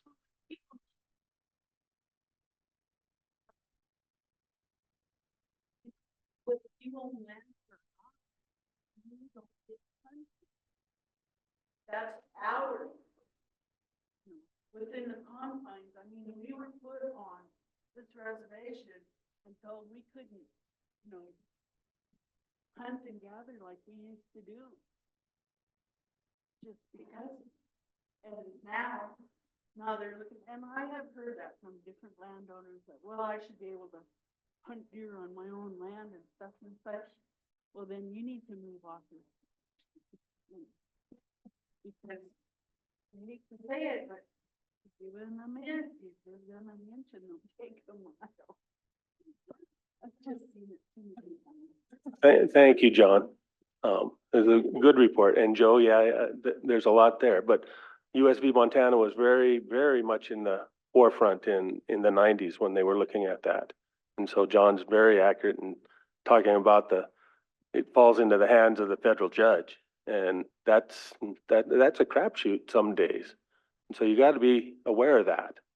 The other thing that you both mentioned that everybody going away should recognize is that when they argued this initiative, that small group of folks, they were arguing they were property owners and that they paid taxes.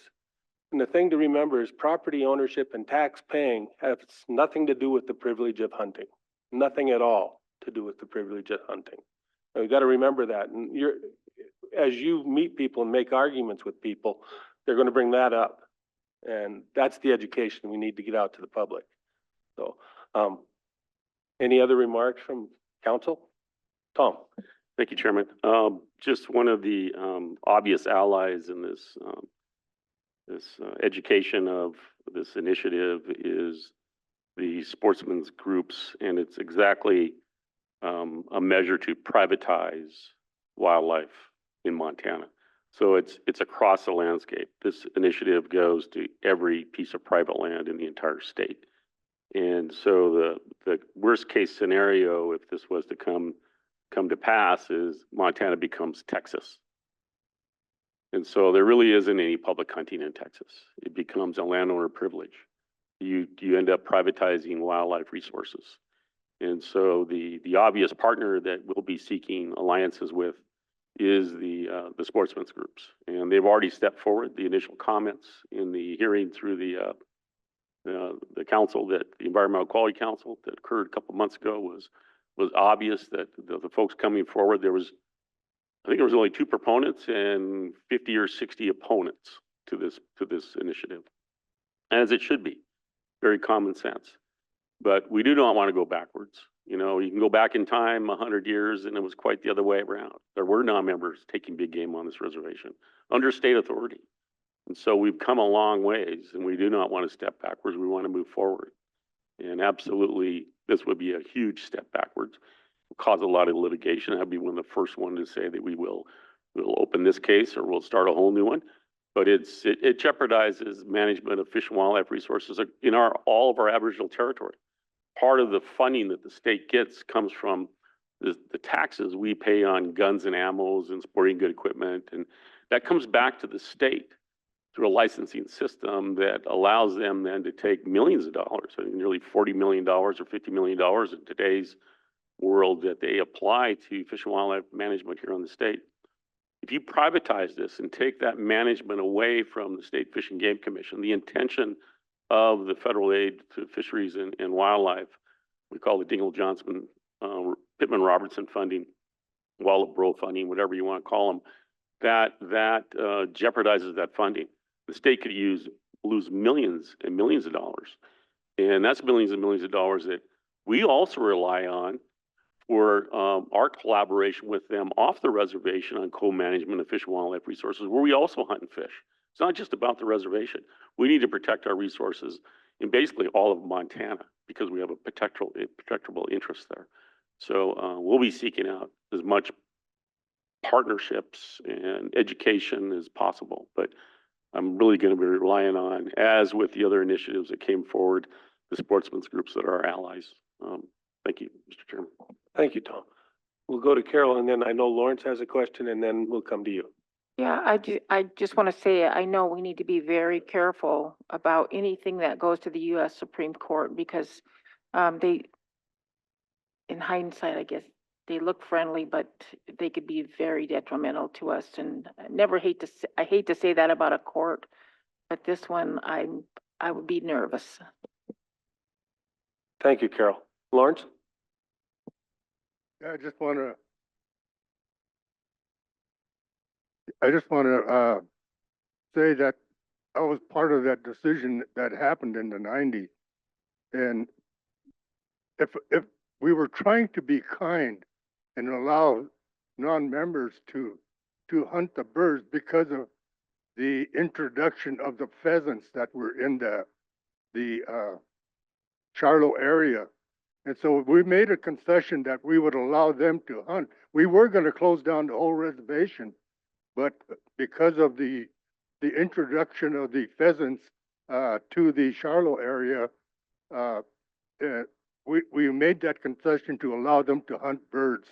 And that was one of the worst decisions that I ever made, and the worst concession I ever made, because we should have closed down everything then. And you're right, that's what should have happened. But because we're so trying to be even and fair to the other people on the reservation, we left that door open. And now that door is coming back because it's open, they're coming back at us. And so we have to be more aggressive. My intention on the first go round was, since the pheasants were introduced, we would take every kootenai and go to Charlo and kill every pheasant that was there. And that's what we were going to do. And we might have to do the same thing here, is that if they're going to start infringing on our rights, then we'll take away that right that they think they have. Thank you, Lawrence. Young lady up here. Jordan, I think is her name, but I don't know. Oh, all right.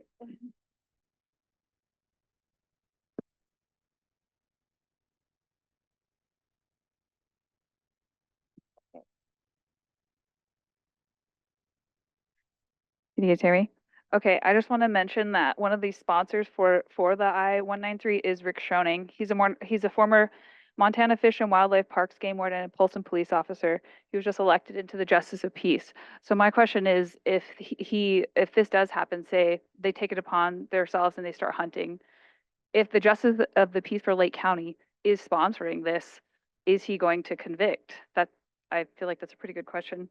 I don't know how that would. He's sponsoring it, so is he going to convict them, or will they just be free? And I mean, who will hold them responsible if the Justice of the Peace is not for Lake County? Or if they hunt on this land, do those non-members have to come to tribal court? Does any of you guys know the answer to that? Those are unknowns. We'll see what happens. We'll see how it plays out. That's a long way down the road, but I mean, these are things that'll ultimately maybe have to be addressed, and we'll figure that out. But I couldn't answer that off my head right now. Thank you. Thank you, John, for that report. Any other comments from council? If not, we'll invite Marie Terosian and her crew to give the report on 3 chiefs.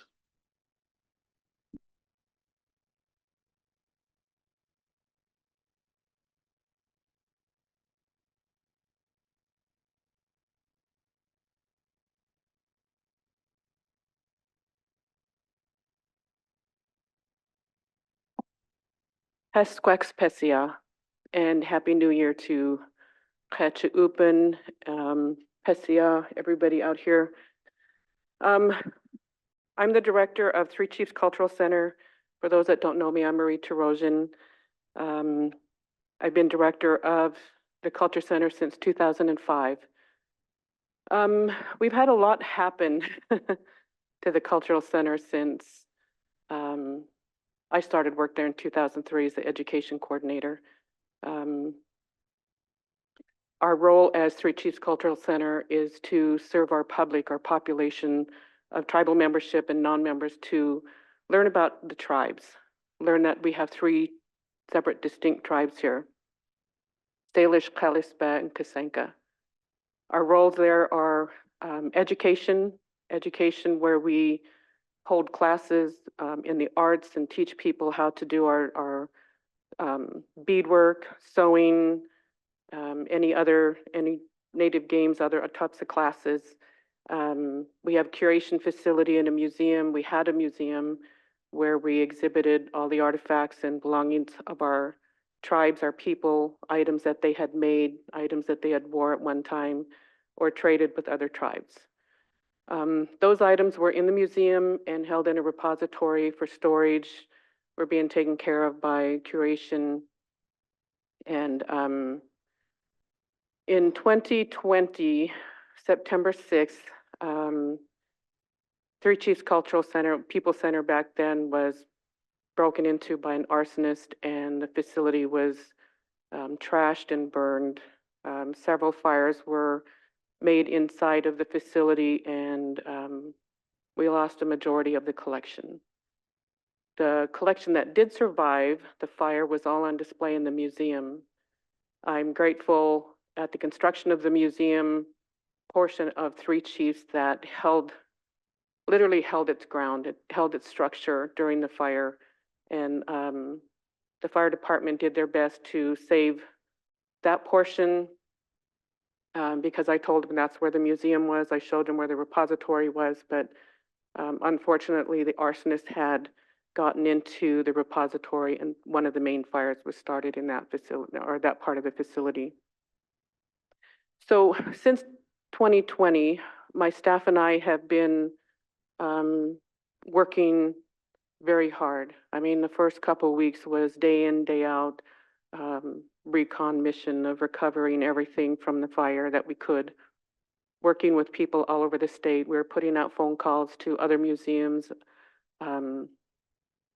other curators. They in turn reached out to Washington, D.C., and we had many, many people step forward that came from their facilities, Kalispel, Helena, Missoula, Great Falls, to help us reorganize and set up in the Salish Kootenai College so that we could lay out everything and see what had actually survived. And a conservator came recommended from the Smithsonian, and her name is Nancy Fonicello. Nancy has been our lead conservator for the care of our collection since the fire. She is very knowledgeable on the care of curation, collections, restoration processes, and she is now working on the last of the items that were recovered from the fire. All those items that have been coming back from Nancy and the other conservators are now in storage in Helena at the one of the warehouses of the Montana Historical Society. When we moved into the Allard complex in November of 2020, we thought this building was it was going to be our new facility. It was awesome. We were in a building that was built under the guidance of tribal member Doug Allard. He used the logs from the reservation. We all consider them tribal logs. It is a beautiful building. It's 3 stories. It has the loft upstairs, a main floor, and a basement. We moved into there. We were leasing the building from them, from Morton and Kaufman, and boy, we outgrew that building really fast. Lucy takes care of the gift shop, and she just took charge, and the main floor, main section, if you were ever in there, she took charge of that and just start restocking and getting new supplies, and the fire insurance kicked in to help us replace items and to pay for the care of our collection items being restored, and restocked our offices and got us back up and running. We had there, the upstairs loft was our offices, downstairs was the gift shop, and then the museum, which was the old bar, which we had them pull the bar stuff out, and then we made it into an exhibit room. Downstairs was the education and curation. We had classes down there, activities down there. Jerry was down there with curation, taking care of all the artifacts and making sure that things were being done properly. But being there, we realized that not only did we outgrow the facility really fast, but there wasn't room for us there. There wasn't room for entertaining the kids that came to see the museum or the groups that came for activities. We were constantly having issues with the sewer backing up and concern over the artifacts that were coming back. There's no fire suppression there, which is a big concern of us. Unfortunately, the People Center did not have fire suppression. So council, when we came, gave reports to council on how we were doing, what we were doing, and we were continuing to lease this building, it was a decision of council to not to continue to lease a building that they didn't own. And they were in the process of purchasing the bank building here in Pablo. So it was decided that we would move back to Pablo into the bank building. I know that Morton Kaufman had offered that building for sale to the tribes, but it just wasn't a building that was going to be suitable for a museum, for collection of artifacts. There's no place for a repository. There's no place to store the artifacts properly. So we moved back to Pablo in September of this year, 3 years after the original fire. And the Glacier Bank building was in the middle of being remodeled. With our lease expiring in September, Morton Kaufman had a buyer that had came in and toured the facility while we were still there. And there was a commitment made for this gentleman. As soon as we moved out, he was going to be moving in with a youth group or youth activities and stuff. So we rushed to get moved back to Pablo. We got up here and construction had to work around us, continue their renovation of the upstairs. So currently what we have there is 3 offices upstairs, a fully functional working gift shop, or a storage for the gift shop, a break room, bathrooms. The meeting room at the bank is an enclosed office in the corner, a large office, and we've used that now for the exhibits. Fire suppression has been installed into a vault upstairs, the old bank vault, which will hold part of our collection when they come back. Those are going to be photographs, negatives, paintings, important papers. And then fire suppression has been added also downstairs into a vault where the main collection will be placed. So right now we have the, just a few small exhibits up. Everything else is still in Helena being worked on or being stored. Nancy has items being worked on, and Jerry has been learning with Amy Webster on how to do some small cleaning of some of the items that have a little bit of soot on them and they're easier to clean. So they're working on those. We're also accepting new donations. We've had some new donations to our collection. We've also purchased a few items from Four Winds Trading Post. We've purchased items on the internet that Salish and Kootenai items that are going up for auction at different places, and we've purchased those back utilizing a grant that we had received called the Annenberg. Annenberg is a family that came to visit us at the Allard building and heard our story and decided to make a donation to us, so we had to fill out the papers and get the money, and we've been using that to restore and rebuild our collections.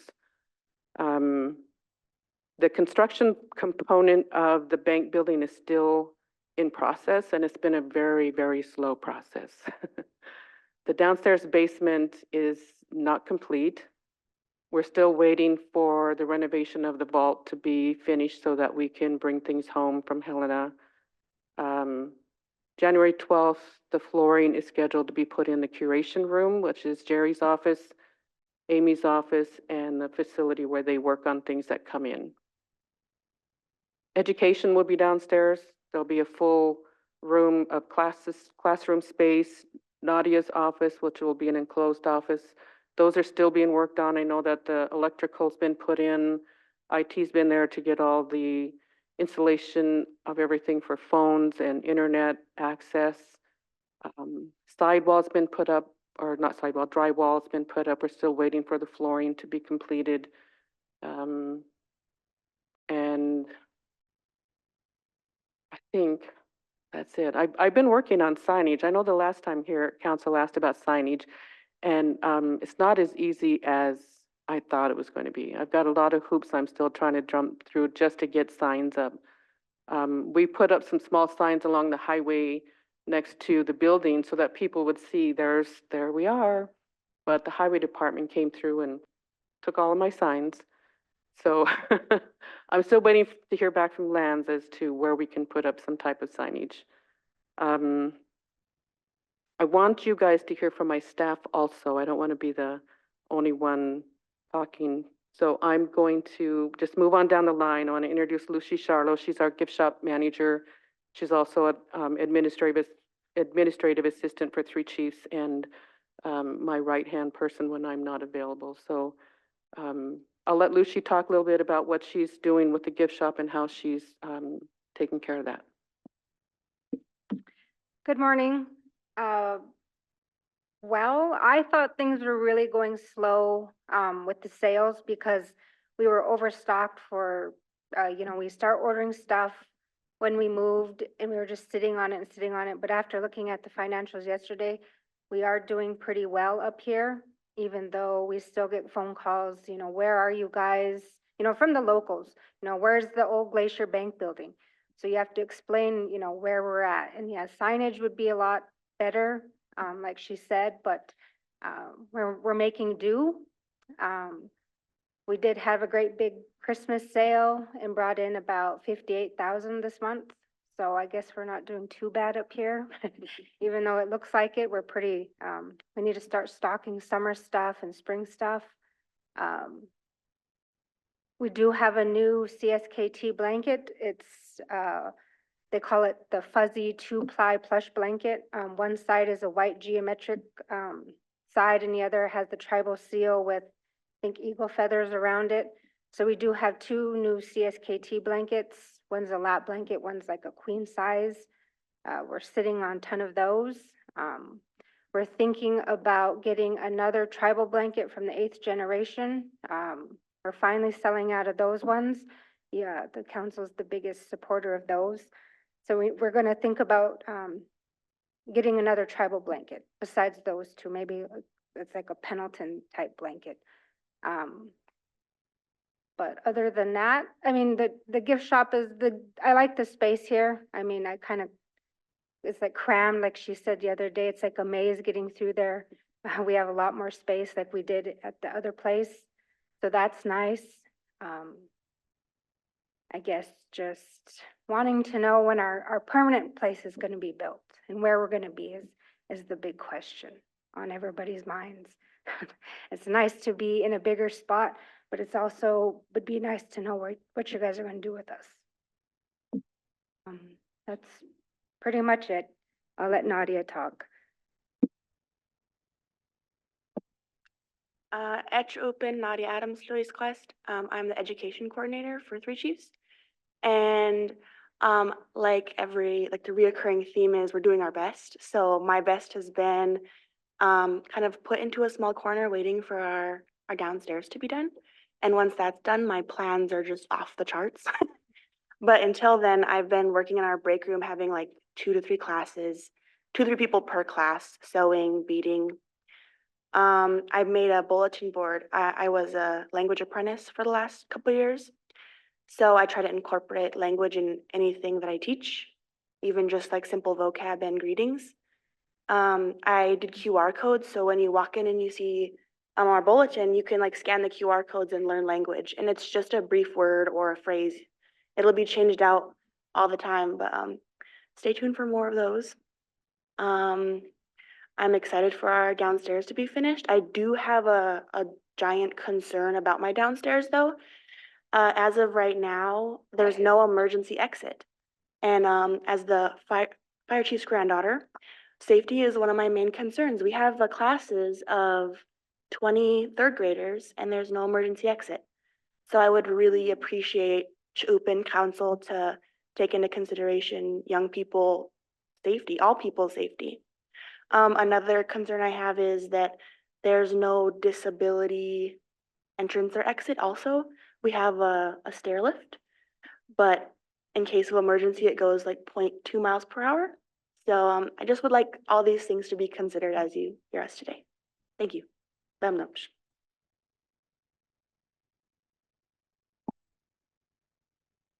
Morning. Excuse me. I'm still fighting this bug. Curation, the flooring will be put in the 12th. This morning I went in and visited with the electrician. He's putting the lights in your area. The drywall and painting is done in the downstairs vault. We still need electrical outlets in the upstairs vault. And I'm working with the space I have, which isn't much. So, like they said, the question is, where are we going from here? And another concern of mine is why nobody listened to us. I mean, we have to get approval from Nancy before anything is done. And I've been I've been going to school for 2 years now. And just 2 weeks ago? 2 weeks ago, got my associate's degree and signed up for my bachelor's degree classes starting on the 19th. So I just want to know why, with all the training that, I mean, Marie and I are both in classes. So why aren't we being the authority in what we're doing instead of an outside person?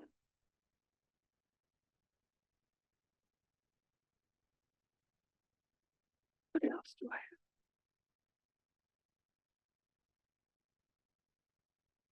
have? Anyway, I think that's it.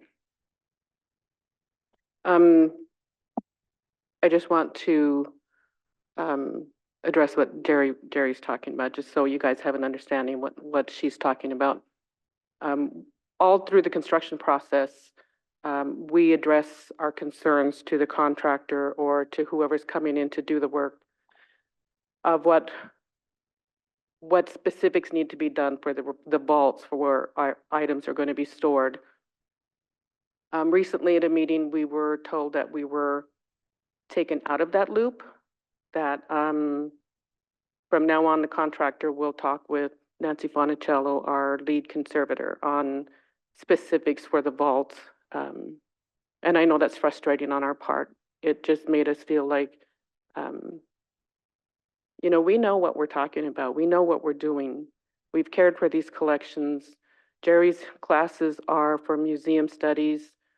I have worked with collections since I was at the Culture Committee way back in 1990. I've put in 35 years for the tribes, mostly in curation care. It's just that sometimes we as a staff there feel that we're just not being heard. And it's frustrating on our part. It is our goal and our roles to care for the artifacts, to be their voice. The artifacts can't speak for themselves, and it's our roles to take care of the artifacts the best that we can with the knowledge that we have. And we voiced that concern. We've let that concern be heard. I don't know what the construction timeline is. I've heard it would possibly be completed by the end of January. Nadia's concern is very valid. We have a very slow chairlift that if somebody comes in on a wheelchair, they have to transition onto that and it takes them down. Well, now they have to have somebody get their chair down to that next level and then down to the final level. It concerns me because, you know, we have a lot of injury within our staff from just being on the job and doing things on our own and lifting and moving, and we have bad backs and bad knees, and but it doesn't slow us down. We're going to do what we have to do, and we're used to just jumping in and doing. But it is a valid concern that if there's an emergency and the exits are blocked, there's one that comes down from the south into the basement, and then one comes down from the north, and that's where the chairlift is. But if there's an emergency, I'm worried that chairlift is not going to get a handicapped person back up out of there in time. So that I just wanted to bring that back to attention. I do want to let people know and let the council know that we are working with some grants. We're not just sitting there waiting for tribal dollars to fund everything. We were awarded an $86,000 grant from IMLS in May of 2022, and that was to rebuild the collections management program. We hired Amy Webster as grant project director, and she's a trained curator from Nine Pipes Museum, and she has came in to take lead of the project, training Jerry on Past Perfect, training me to use Past Perfect, which is a museum program that we type all the information, anything that has to do with the artifact or the painting or whatever we have, a picture's added, all that stays into a computer database that can be retrieved from anywhere. So if there's anything that ever happens again, we have that documentation, paperwork, everything in the Past Perfect program. We've also been utilizing those funds to help purchase archival materials for taking care of the artifacts, for storage, for display. We have a lot of display items coming in, and we're running short of places to store these until that basement is completed. Maintenance has some big shelving stored out at Kicking Horse, and I know that records management took in a few big boxes into their facility. So once that basement's done, all of that can come in and start getting put together, and offices can be moved, and we can open up another exhibit room for the artifacts. The Annenberg grant, which was awarded to 3 chiefs in October 2021, we've utilized that, like I said before, to rebuild our collection. And then the Montana History Foundation we awarded $7,405 grant to rehouse the permanent collections for long-term storage. And that's to help us to also get archival safe shelving, cases, tissue paper, and anything else that we need to take care of the artifacts. You know, gloves, there's particular gloves you have to wear to handle the artifacts. And especially now, since then, they'll come back in a more delicate condition than they were in the beginning. So what we do with 3 Chiefs is, you know, we support the tribal membership through the gift shop. Lucy buys from tribal members. She does her best to purchase all her items either from local tribal members, members from other tribes, or tribally owned businesses. And I think she does an excellent job with that, supporting our membership. She also purchases from our members that are incarcerated at Montana State or Montana prison. She makes a trip down to their store and supports by purchasing their products for resale back here. And it helps them put money on their commissary there at the prison. And they do beautiful, beautiful beadwork. Education, and I'm so proud of Nadia for just taking charge and doing what she can with what little she has to work with. Head Start's offered her space to be able to go into their classrooms and in the evening and do classes there if she wants. She's been reaching out to the schools and the communities to set up tours. And Jerry and Amy, we have an intern, Imogene Couture, who has been working with us and learning the curation processes. We work with the college and DHRD for interns that come in and help with the education and curation. So we're grateful for having a facility that we can do our jobs in, and they're not just jobs to us. It's something that, you know, we enjoy doing. We enjoy educating people and working with the kids and getting their letters back that thank us, and even the adults, the tourists that come in. I keep a record. People sign in and tell me where they come from, and we've had people from all over the country that visited this last summer. Visitation was down from when we were in St. Ignatius, but I think that once we get better signage and mapping out to where we are, I think that'll improve. So Stephen wants to speak, so I'm going to turn it over to him.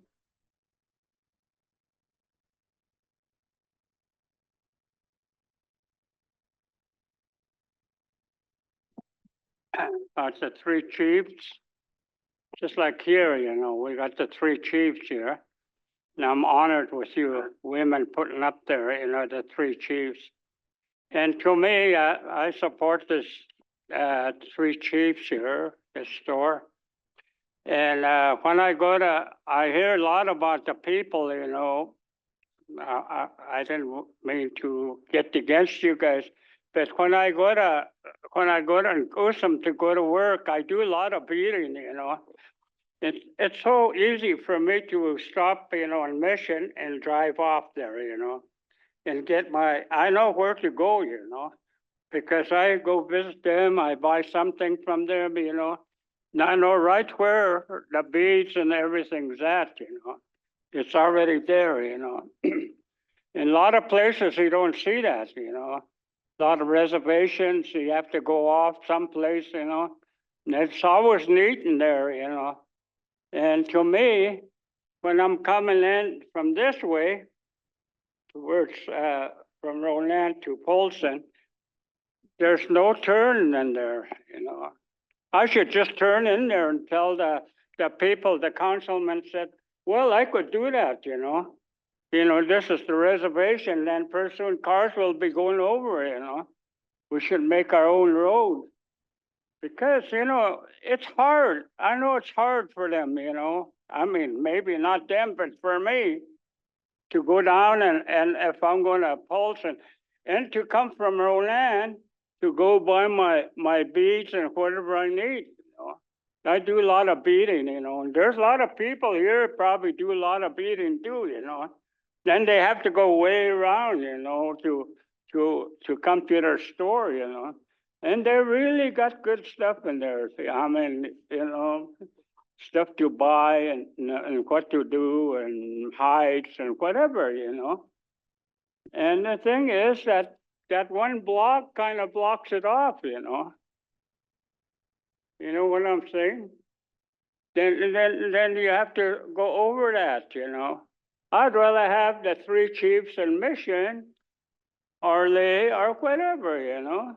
Seem like it's out of the way this way. Maybe it's you know, and I hear you guys are building new buildings, you know, for the Ellerson Mission. You're making one for the Buffalo and one for these guys, you know.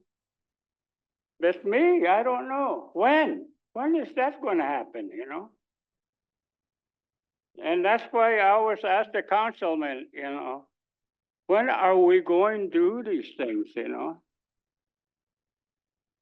You know, I really appreciate these, you know, their first year and there's a lot of things happen there, you know. Kids go there, they dry meat, made fried bread, and, you know, and all that stuff, you know. So the three chiefs, I'm happy you guys have that store, you know, they work there, you know. That's a job for them too, you know. So don't say I'm going to have a meeting Monday, we'll talk about it, you know. You know, it should be right there today. And I'm talking, I remember Marie when she was only that tall, you know, it was eyed on them in Mission. I was there, you know, and I support them, you know. So I wasn't invited up here, but you guys look so cute. I wanted to come and sit with you guys, you know. But the thing is, we should, you know, help them out, you know. You know, they got lots of good stuff. I don't know if you guys were there. I don't know why the bank ever closed up, maybe because of that thing, you know. And get that white buffalo and you could put it in their basement. Just like I say, they're gonna charge you pretty soon. They probably are already. So don't talk about it, just go after it. I'll go after it.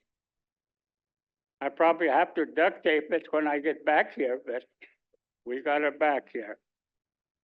So I didn't mean to support you. I support you guys. You know that. You know I'm in there all the time. And but going from that place to O'Lear and not to crawl over.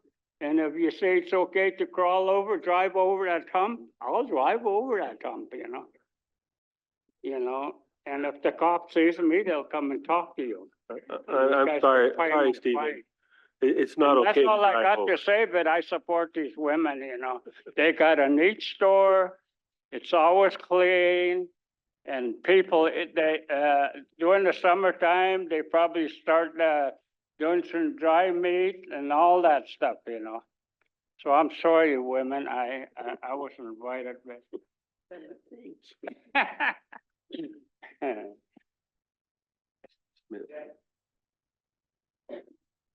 Marie?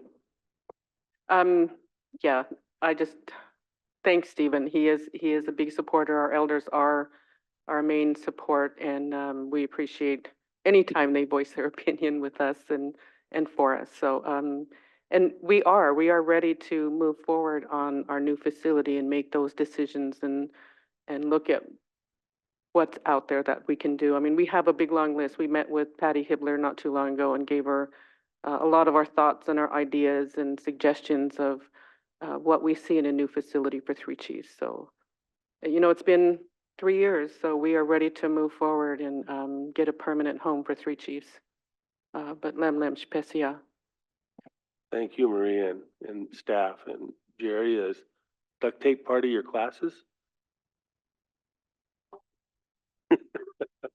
Jennifer?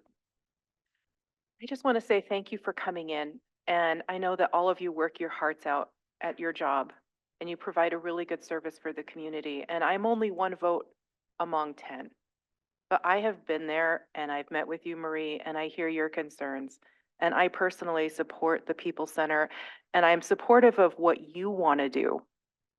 And I think that there's been a long history of white people misusing Native artifacts for their own personal gain. And to me, it's a travesty that we would perpetuate that against ourselves. And also, I'm an artist. And I know that when you create something, a piece of your spirit goes into it, a piece of who you are goes into it. And that everything we leave behind, a piece of our spirit is in it. And they're sacred. And you guys get that because these are our ancestors. These are our pieces. These are a piece of all of us. And you get that more than anyone else. And you're the protectors and the guardians of those things. And so I know that after talking to you, Marie, that the gift shop is in support of the museum and the artifacts are what is really important here. And I'm only one vote among 10, but I hope that you come in more and voice your opinion and that we can work towards doing supporting what you guys want to do. You guys are on the ground every day doing this work, protecting these things, protecting objects that are of importance to our whole tribe. And it's really special work. And, and I understand hiring consultants to help you, but you guys should be the leaders of that, not a non-member. And in terms of where you're located and how you operate and how you care for those items, and again, you guys need to be the leaders, the drivers of that bus. And I just apologize, even though I'm not personally the one who made the decision to exclude you. I apologize. I apologize that happened to you. That's very disrespectful. And, and I'm just really glad to hear that, first of all, and also I think the gift shop is really nice. I finished up my Christmas shopping there. So, and it's very beautiful and very well done. And I'm really glad to hear that you're supporting inmates. I think a lot of us here have relatives who are in prison. And so, it just gives me hope that that you're acknowledging their humanity and helping them, even though they're incarcerated. So thank you for that. And I'll continue in my way with my one vote to support the People Center and our artifacts. And please hang in there, Marie. And, the work that you guys are doing is good, and those artifacts are depending on you. Thank you. Thank you, Jen. We'll go to Lawrence, I think had a question, and then Tom, and then James.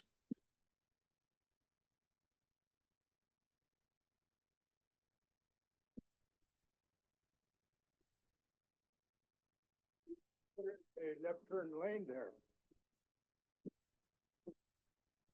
We couldn't hear some of it.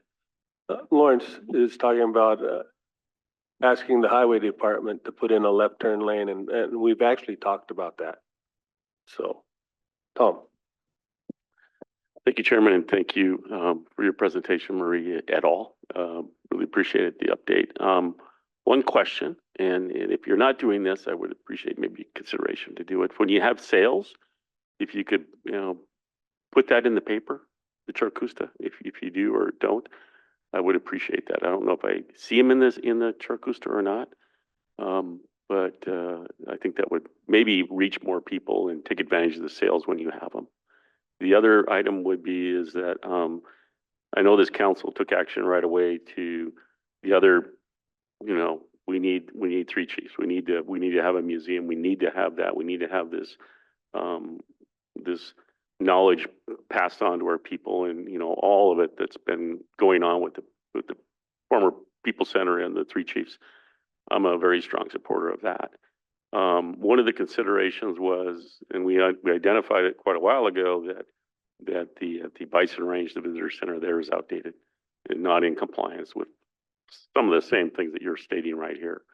And so with that, council took action over a year and a half ago to put a new visitor center at Ravalli Hill for the Bison Range entrance, because that entrance is designed for the scenic turnout design with the highway was designed for that to be a potential entrance to the Bison Range. So that's in the works. And then, of course, that was one of the sites, the original sites of three for the People Center back before it was constructed. So I'm still a strong advocate of maybe having that as a location for three chiefs, because it's more central to the reservation, takes care of the need that like Stephen's talking about. It's easy access for a lot of folks, tremendous exposure for all the folks that come to the reservation and know of our people, and the expansion potential for the landscape, because we own all the land up there, is tremendous. So I would be encouraging council for at least me, I'm biased. I wanted it there from the beginning, not in industrial parks on the wrong side of the highway, but in a location like that, or out by Hammers Dam, and that was another potential location. But I would strongly advocate that there is a tremendous need for supplies. I'm an art person myself, and so supplies that you can bring in for our craftspeople is important. And being that, going to different places like Shipwreck Beads or down in Worley or places like that, that's important for people. And to have that locally, that kind of access to supplies, I can't tell you how important that is. There's a lot of folks that do that, and I strongly support that. Thank you. Thank you, Tom. James? Yeah, thank you, Mr. Chairman. A question about when tribal members donate artifacts. And I don't know necessarily if we have a policy or procedure for that, not necessarily just for, three chiefs. What does that look like? Who takes that artifact if someone donates that to the tribes? And what agreements are in place for that tribal member or persons to donate those items? Because I know if you donate something to the University of Montana, you know, they have a form you fill out, and these are the things that the family or people want done with that artifact. So I had that question this morning from tribal member concerning some items that she has in her family and wants to donate to the tribes, and was, you know, rather than just, here you go, that here's what that person expects, how that artifact will be treated and taken care of. And so I don't know if we have an ordinance that in that regard, but we probably should develop one if there isn't one. You know, what do we do with our artifacts? How do we take care of them? That's not just for three chiefs, but for the whole organization.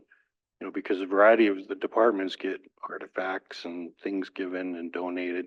I have things in our family that potentially might be considered donated to the tribes, but it'd be nice to know if the family decides that to give that to the tribes rather than just, here you go, but there's a process and there's a way it's going to be handled.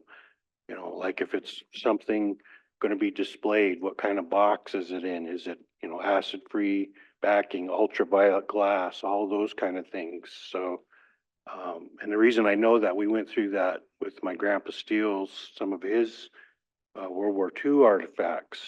They, you know, put it in special glass and kind of things like that, that I didn't know about. So if we, so that's more of a rhetorical question than necessarily an answer. But I think those are things that we need to consider. If we have a ordinance that addresses that, you know, maybe refresh my mind, or, but I know we didn't really have one 20-something years ago, but I think that's something we need to think about and consider. And it kind of touches three chiefs and it kind of touches other folks too, but anyway, I'm not sure. Yeah, I don't know that there's a council policy or a tribal policy for donations, but with three chiefs, we do have a process. And actually, the collections policy that Jerry brought in October for review with council still needs to be approved. But I sent that to legal for their review as well. So it's with legal. Once I get it back from her, probably at the end of the month, I'll schedule time to come back into council with that collections policy. And what that policy is for three chiefs, curation guides us in our directive how we handle the donation. It states in the collections policy what we accept, items that are pertaining or pertinent to the Confederate Salish and Kootenai tribes. Maybe some of those items would be, say my grandmother had something that was she traded with or from somebody from another tribe. So we consider that as part of her family, so that would be something that we would accept. Once we get a donation, you're right, they have to fill out a form or several forms. In those forms, it's specific on how we're going to handle them or take care of them. They go into a 30-day cold storage. Anything that comes into the three chiefs, this way it's encapsulated into plastic bag, it's put in the freezer for 30 days, and it's monitored. Like every 10 days, we open it up and see, kind of shake the bag. If anything has come off from it, you put it back in the freezer. That process helps us to ward off any infestation of any type of insects or anything that might damage the entire collection. After those 30 days are up, that comes out onto their work table and curation, and that's when they do all their assessment of it. If there's anything that come off, if it's clear, it's clean, all that's documented, photographed. The forms with the donator or a person that donates something will clearly state how long we keep their item. If it's a temporary loan, a long-term loan, or a permanent donation. And anybody that donates something is, we make sure that it's clear to them that if it's a permanent donation, it's not just Three Chiefs. We are under the Confederate Salish and Kootenai tribes, so it now belongs to the tribes. And we, like you said, are their caretakers, and we will explain to them how it's taken care of. They can limit certain types of exposures to their collection. Maybe they want to donate something just for research purposes only. And that's something, one of the classes that I've been taking, online courses, is for archive management. So we are in the process of designing an archival resource library where people can come and look up things and do their researches with us on genealogy or family history or anything that pertains to the tribes. Maybe they want to come in and research beadwork. We'll have all that in the archive so that they can come in and learn of the history of the beads, when they came and how they came, where they come from, and you know, how we learn to bead with them. And that'll be another portion of the curation programming. But we take all kinds of donations, whether it's papers, books, documents, beadwork, you know, anything that belonged to our ancestors. And it is a lengthy process with the forms. Jerry will sit with them and make sure that we get everything filled out. And, you know, we had Hank Baylor's entire outfit donated to us. His wife brought, and his daughter brought these back while we were in St. Ignatius.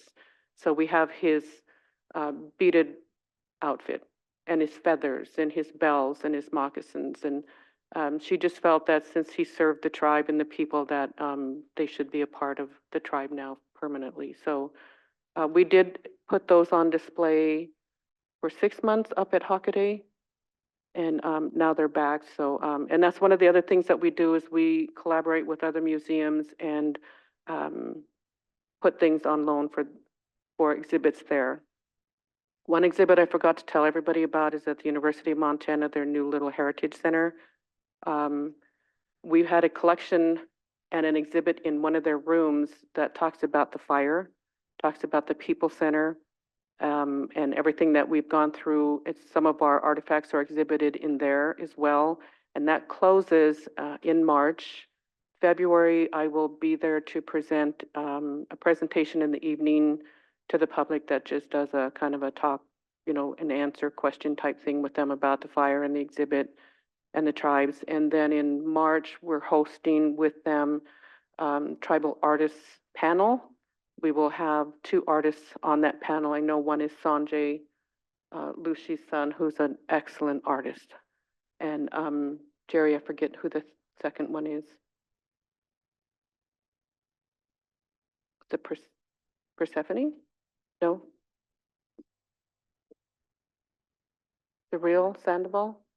Yeah, so they'll be on the panel, and that's a contemporary artist display and exhibit where they want to talk to tribal people about their arts and what they do, and more contemporary rather than historic.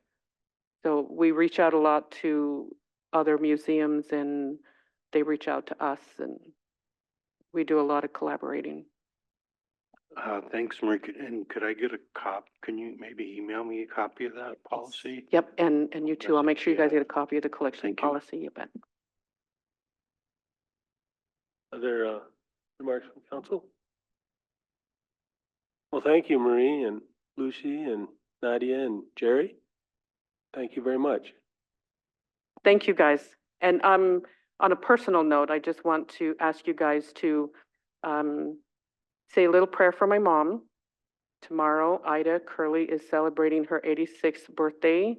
And I'm jumping on my car and headed over there right now to start cooking her dinner. And we're going to have a big dinner for her tomorrow. So I know she asks about everybody back here all the time, and she's not able to travel anymore. But yeah, say a prayer for her birthday. Happy birthday. Thank you. Happy birthday, Ida.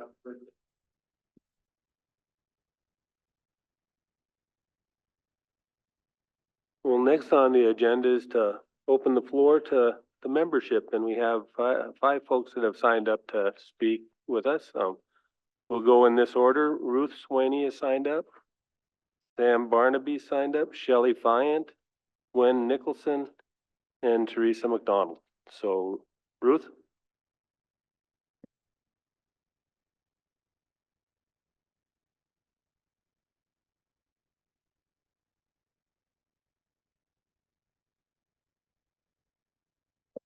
No, this one's good.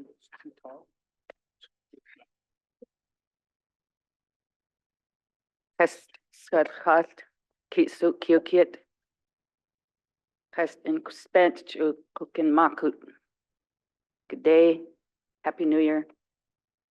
I'm appreciative of Mr. Charlot's comment about the time of year that we're in. It's our new year. And there's many, many things going on in these days and the days to come. And so we are to be quiet and careful and take great care of especially our children. There's vulnerability and risk, and we need to be mindful of that. Whenever I speak to the governing body here, I do it not to win any favors or to be popular or make friends. Thankful I have very good friends, people I deeply care about. When I speak of criticism or in a critical way, it's not ever personal. I don't do it because I have a personal beef with someone. It's to say I'm concerned or I have a thought, and I ask you as the leaders to think of it that way, to think of it as leaders of our tribe. You have a hard responsibility. In the old way, you weren't elected, you were just given that. You couldn't refuse it. It was yours to take because you were seen as the one who could lead. Nobody ever asked to do it. So in our modern way, you did ask to do it. So I'm going to believe you all want to be here and you want to do the best you can. As a tribal member, I'm always that first. I was born a tribal member and I'm going to die one. Doesn't matter if I work here. Doesn't matter if I live here. This is my tribe, my home, my people. I hope you always remember that first, because I do work here, have to actually come before the tribe and say and do things. Oh, wait. Oh, don't want to talk too long. Got myself on a stopwatch. I'm going to start off with the bad. I'm going to do the bad and then kind of the good and then maybe the hopeful. I'm 63 years old.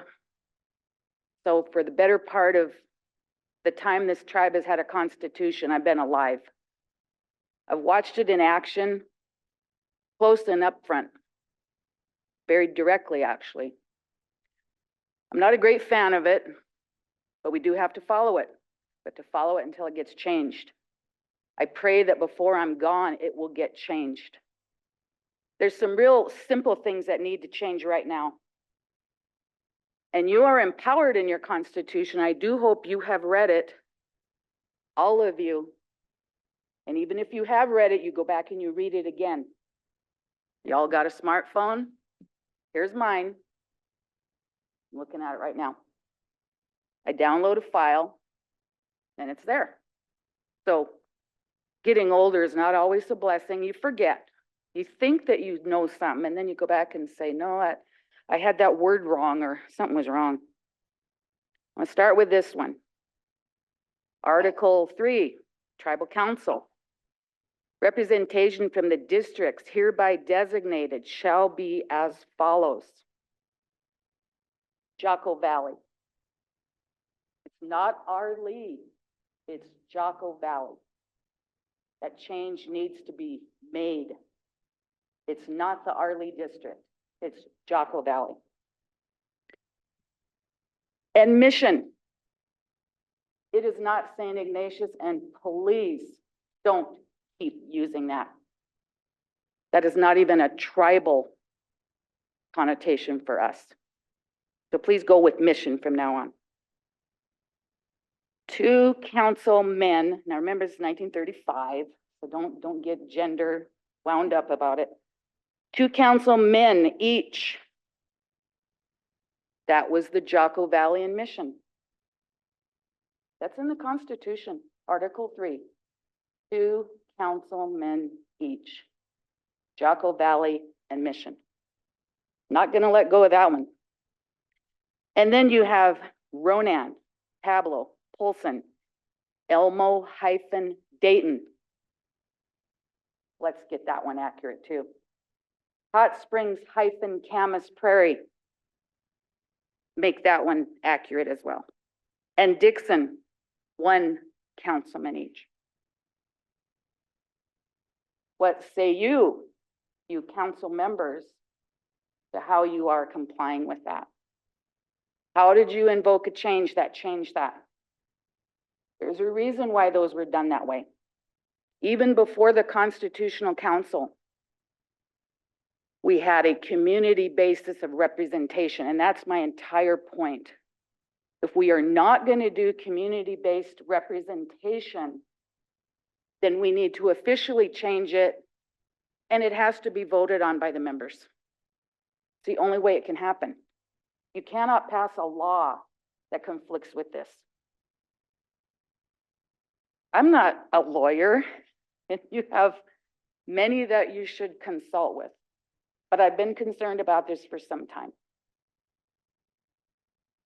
The next one, when I heard Councilmember Charlo,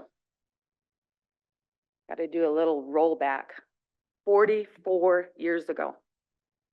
This council, when I say this council, I mean whatever the council was at the time, was proposing constitutional revisions. Part of that was enrollment. Motion was made and carried by the 9 voting council members there.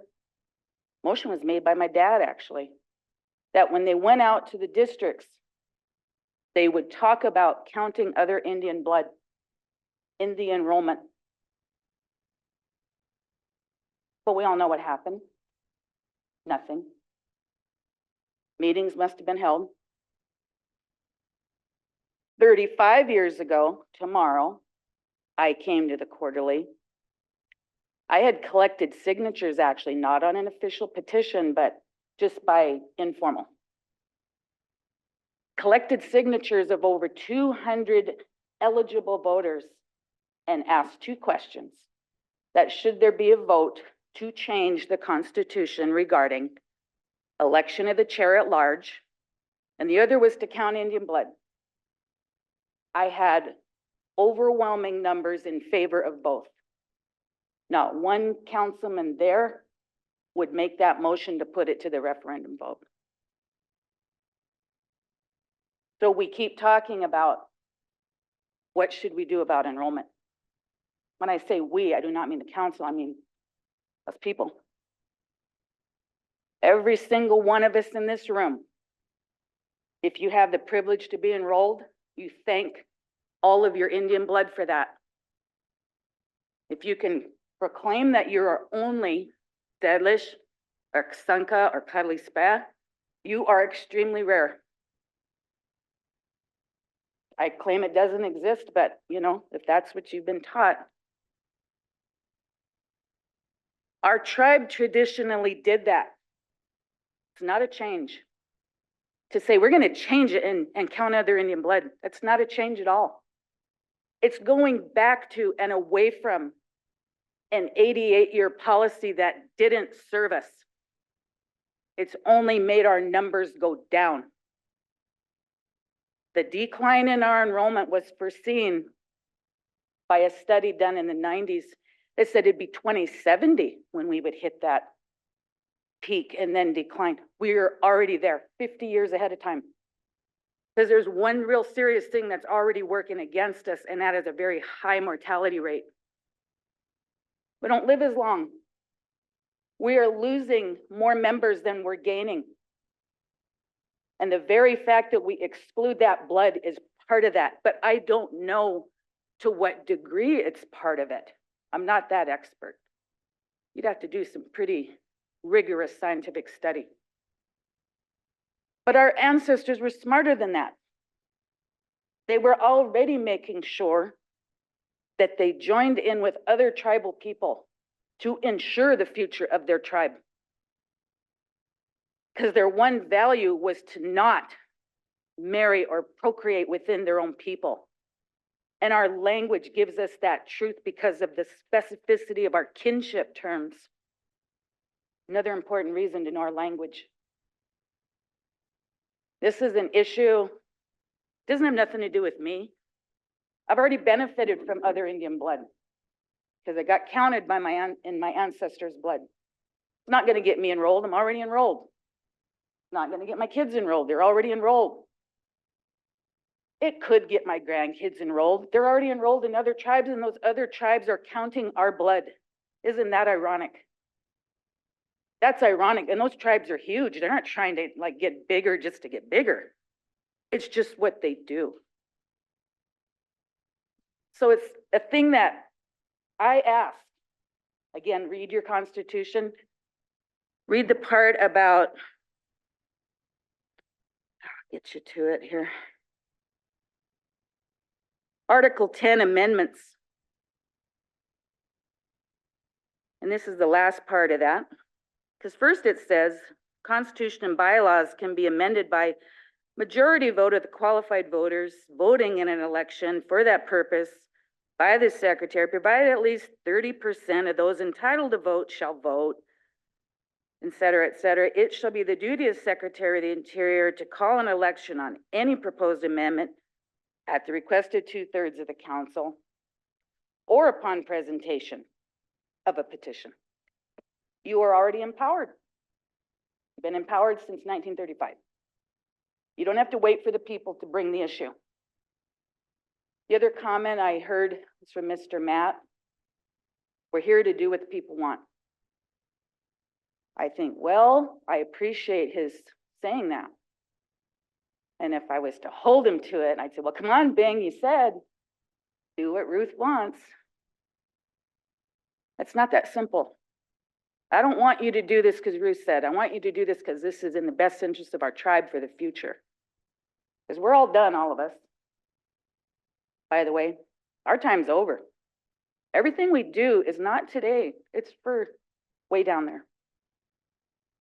Some of you that ran your campaigns, I kept waiting for anyone to say it, but they won't. Must be like per capita. It's like, oh God, don't bring that up. That's a live or die thing. But guess what? That's what's killing the initiative to change enrollment. So I'm going to leave you with two questions, and I do not expect an answer because I don't know the answers. How many members is too many? Are we already there? Got too many? And how many is not enough? Do we have to keep losing people? We have to just keep seeing a decline? Makes my job super easy. A lot of the work I do is based on how many members are there. And it saddens me greatly that all we watch is a number change and we're not initiating anything to address it. I did ask for a study. And it's not just for enrollment, but it is for just general demographic information that is needed by this organization every day. We should know how many women enrolled are there? How many are over this age? How many live in this community? How many don't have a home? How many don't have a high school level education? These things are critical as tribal leaders for you to know so that you can envision and plan and move toward solution. Not just because one program comes in and says something. They're going from what they know. That's fine. But you always got to think way bigger than that. I commend all of you for your willingness to serve as leaders. I hope you grow thick skin. Well, to me, this is not a new council, by the way, Miss Danny. And I'm extremely proud of her, granddaughter of a former councilman. I look forward to what she's going to bring here. But the rest of you, I'm not cutting you no slack. You've been here, Carol's 30 years now. Congratulations. Halfway through her 7th or 8th term. Can't believe that went by just like that. Mr. Steele, my good cousin relative, he's returned. Didn't get enough last time. But as I said, please take none of what I ever say personally. I'm not like that. If I don't like you, I just won't talk to you. But as your job as leaders, you know, it is a hard job. I want to commend Tom for mentioning his first lady, who is now the second lady. Because she, like many of us, has a heart for this tribe and for its people. And we kind of looked forward to what she could, you know, bring to Tom's role as chair. And I know she'll continue to help role as vice chair. So again, thankful for you hearing me. I want to make one more critical comment. Sorry. I sat here for over 3 hours waiting to speak. The membership deserves to have their time here. Back to the Constitution. The quarterlies are the only mandated meetings. It says in the Constitution, it shall be first Friday of January, April, July, and October at 9 a.m. at the Flathead Agency. Can't get out of those. It doesn't matter who dies.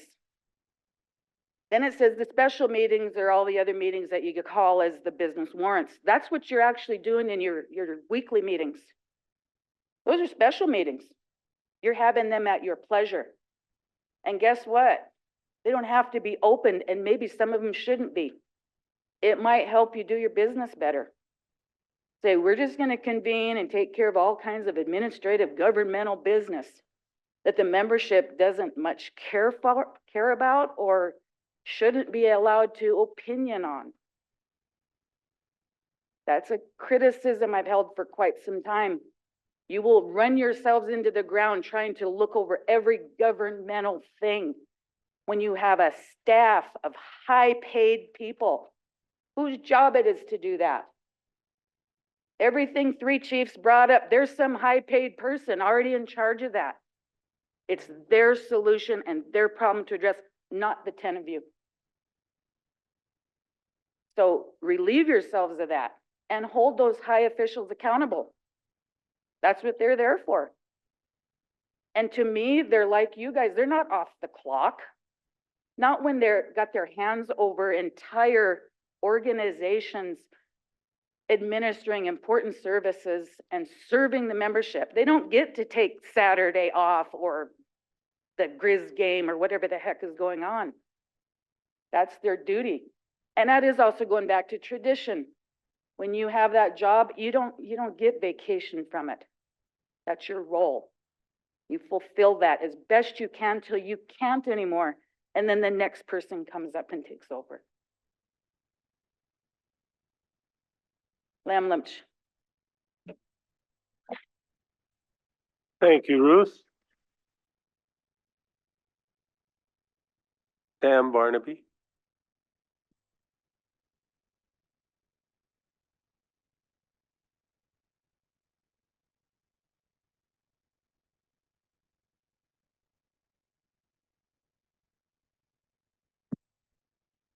Can you hear me okay? Lemlem specia. Kesu kyukit kukan makuk. Happy New Year to you all.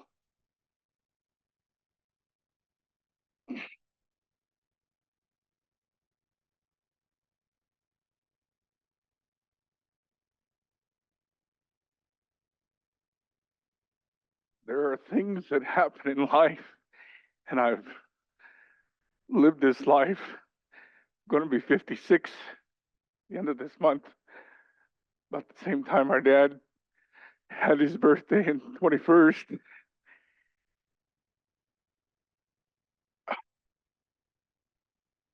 Man, I gotta love that man, and I gotta love my mom because I prayed for a good long 6, 7 months for what was just said by my cousin. The reason why I call Ruth my cousin, her siblings my cousin, is because their mom married our uncle. That was my dad's first cousin. And all those things that she said to you about the Constitution, nothing is ever a coincidence in life. That's what our parents always taught us, Barnabys. We'd get all ready to pack up and go somewhere and do something. People come from Canada, Washington, Oregon, because they heard about our dad going to have a sweat, going to have a lodge. And we put everything on hold. And he'd tell us, boys, go fix a sweat.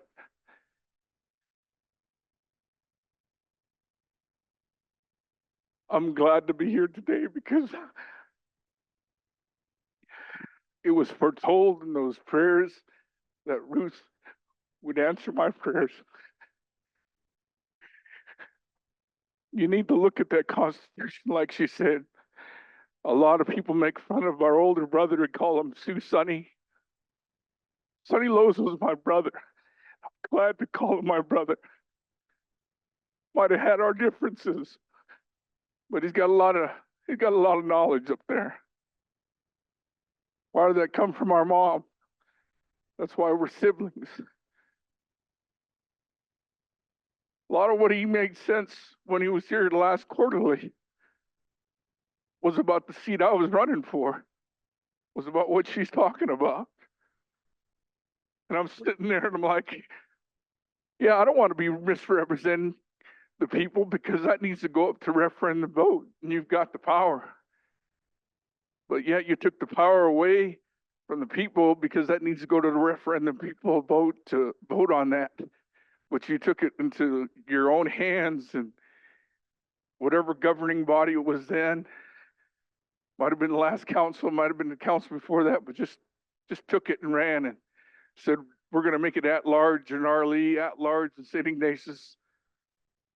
I hope that gets fixed because, you know, that'll make up my mind whether or not 2 years I'll be running in St. Ignatius because my sister, she's got a lot of years and I'm not going to run against her in Ronan. Yeah, I come from a family that I love my family. Even if my dad and mom adopted people, Tom's like my cousin because our dads were like brothers. We need to remember where we come from. I want so much to be a part of this tribe that I've even applied for the 4th time for a job that probably being passed up again because I'm too overqualified. It's a sad thing. So I'll be traveling back to Kansas on Monday. I love what I do, customer service, but I'd sure love to do customer service for my tribe. I'd love to work in a casino. I'd love to be there for our elders. I think about what Stephen was saying, and that just refreshes my mind so much. When I was a little boy, I might not be able to speak the language like when my mom taught me when I was growing up. But everything that man was saying, I understood everything he was saying. He was just basically saying, we need to be here for one another. Not about ourselves, like you're saying. There were many times in the last few months that I've been away from home that I'd be able to pass by and see him at one of my dad's favorite spots in Connie's. And he's my elder, and I've always respected him and whatnot. And I remember our dad doing it for a lot of people throughout his travels. I pay for his meal. He's our elder. We talk about We talk about our ancestors, we talk about our newborns, but we forget about our elders, like he says, that he wanted to be an elder one day and now he's not respected. We forget about him. I think about my auntie, who was promised, just like he was promised by council about a sweat thing. Well, my aunt Harriet, God bless her soul, and she don't know her nephews over here speaking on her behalf, but I love my aunts. She's been having a sewage issue, a house issue for years. Councilman lives just down the road from her. Not even a hi, hello. Yeah, I wish my cousin would have got there because there's a lot of common sense there.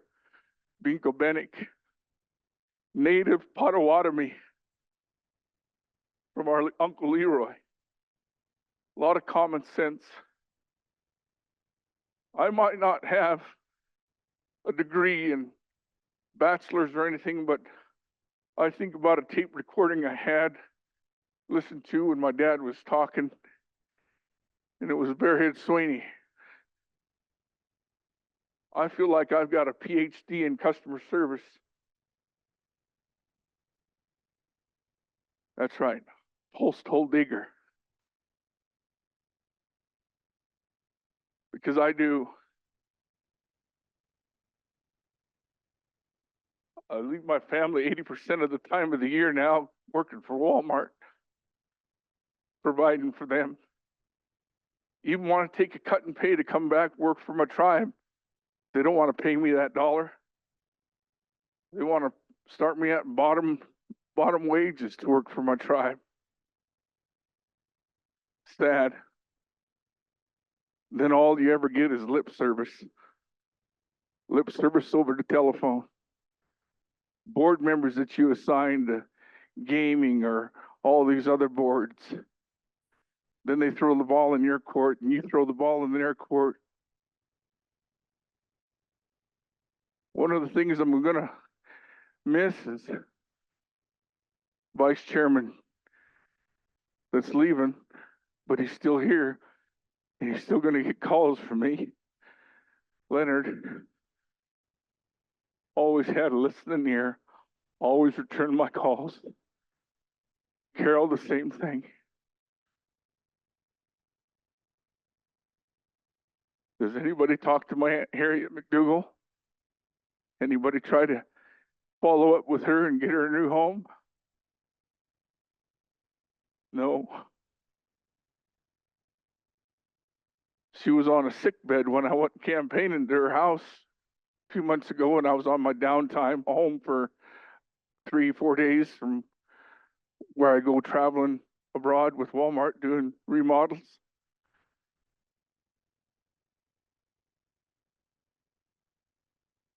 I speak these words because I love you.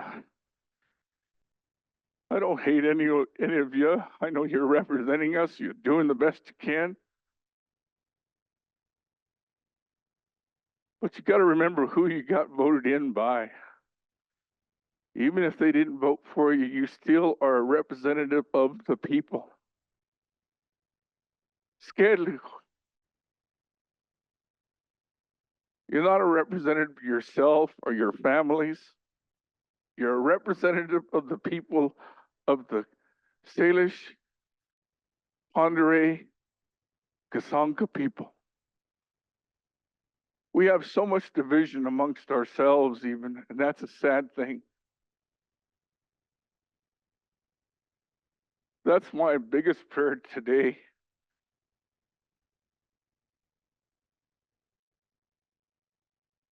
Because I have the same issue that my friend does with Leah. And I was years ago with Arlene Temper when she was still in her office, and I dealt with her and Renee Pierre and Natalie Kenmill, Nada Left Hand. was always ready to give me help, regardless of what my income was with my wife. She only works part-time down in Allard State Stop for those India people who bought the place. Stuart Morton don't own it anymore. I have a grandson that we've been raising since he was 2, and now he's 17. We always got Lee App. And I just started this new job and got the new salary. But it wasn't for the whole year. But that's what Lee App went on. Went on my new salary, and I have a foster kid, or he's my grandson. And I can't even get assistance for that.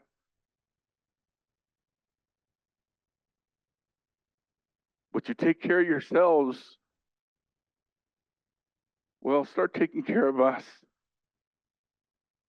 Start saying and start doing what you said you were going to do when you got elected into office, and start working for the people like Leonard, like Carol.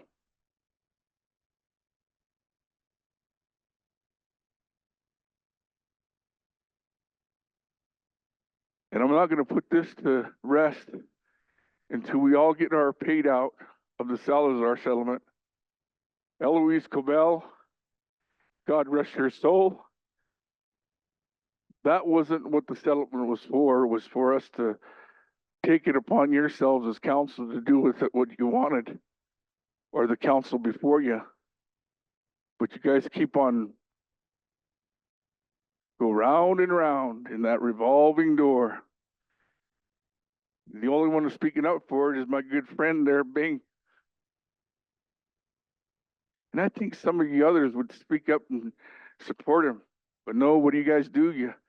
You do that thing which I call the Illuminati effect, because one time I even was talking when I was campaigning to some ex-councilmen and saying, do you have to be part of some kind of Illuminati to get into council? Because yeah, sometimes you are, just like Jennifer says, one person, one vote. And you're going against 9 others who don't support something like what needs to happen with my cousin who's running a great outfit with the 3 chiefs. And yet we still, there you go, another example, just like those 5 executives at council in the last 20 years since James Steele put the gavel on the executive director and did something, but then all of a sudden we went back to these 5 CIOPs who in 10 years became tribal members. And now they're the executive board, and sometimes they're even your voice. They took that power away from you because you let them. You pay them the big bucks because you're giving it to them. Give it to some people like these 4 ladies who want to do something for the people, instead of these non-members. They're walking these halls and whatnot, running this reservation, and our enrollment numbers are down. Well, that was foretold. That's what the government back in DC orchestrated, and has continued to count on that orchestration of what's happening to our tribes to become non-existent. And if we continue down the road that we're already 50 years ahead, according to Ruth, that's what we'll be, non-existent. And we'll be just like what that one man was talking about, the hunting and the private property. The tribe will be non-existent. The boundaries that we have will be non-existent. Another thing, Native American people are Native American people from as far north as Canada, Alaska, Hawaii, North America, Mexico, Central America, South America. And they all have the same dark skin like us. This was our land. We are the indigenous people.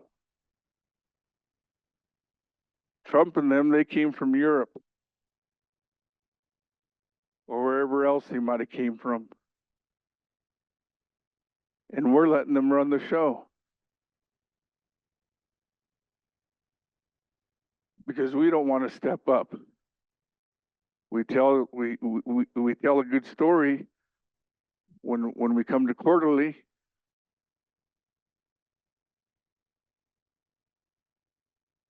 One of the last things I want to bring up is the fact that what Ruth was saying and what I'd mentioned to Leonard, because I've been on downtime since the 20th of December, thank God to my boss, because he knew that I wanted to be here for what I'm doing today, and then back on the road on Monday, back to Kansas, is we need to understand that is working for the people, we need to do our best due diligence to doing that service. Across the board, as Leonard said. Not just certain people, but across the board.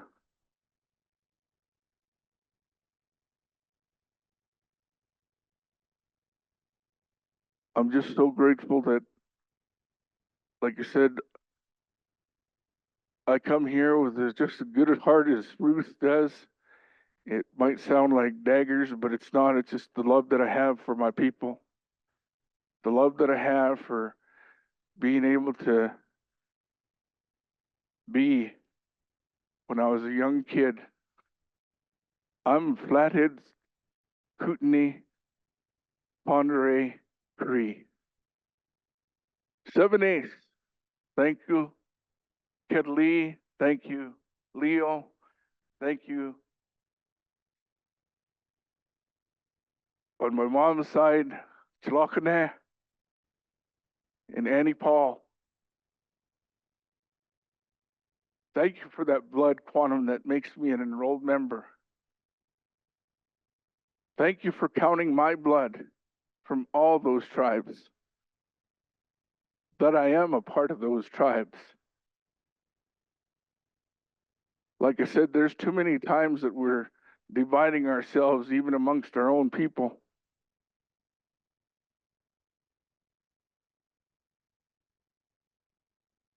I close and I don't have the right tune here, but over the last 4 years since I came back from Helena, I've been leading a different life. Getting back to my culture and where I came from.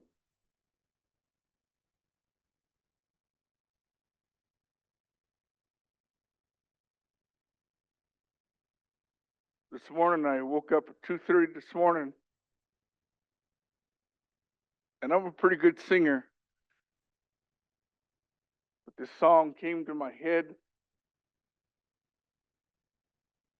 and I leave this with you in a good way. And I know a lot of times my dad would tell me what the songs would be, but anymore I go to my consultant, who's my cousin, Vernon Finley. And I'll leave you with this song. It's a good song. A little out of tune, but here it is.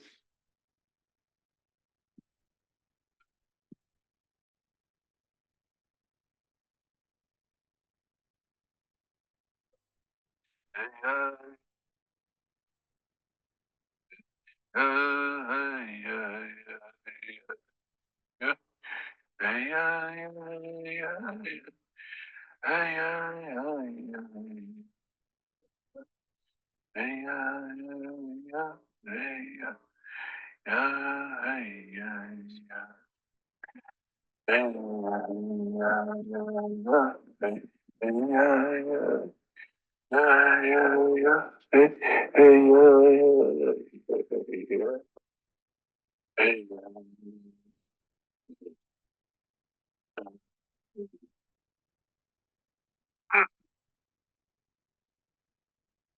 wife been struggling with the cough. She kind of got me sick, but I had my flu shot last quarterly, so I'm lucky that I'm doing good. And because I prayed all night last night, I've been praying since I got back on the 20th because I knew I was going to come here and not give you a tune out. It's never a tune out. It's just all that I just want you to be accountable for us. And I want your board people to be accountable for us too. One of the key things that a lot of you councilmen that I talk to, you need to embed in your board members the same thing. They work for me, they work for my neighbor, they work for all the members of the Confederated Salish, Kootenai, and Pend Oreille people here on the Flathead Indian Reservation. They don't just work for council. They don't just work for themselves in those boards of SNK Gaming or Holdings or any entity that we have embarked on. EKI, Mission Valley Power. They need to heed those words that they work for us, and that if we have a complaint or we need something to be worked on, they shouldn't go deaf ear. And that's why a lot of times it always falls on you to open.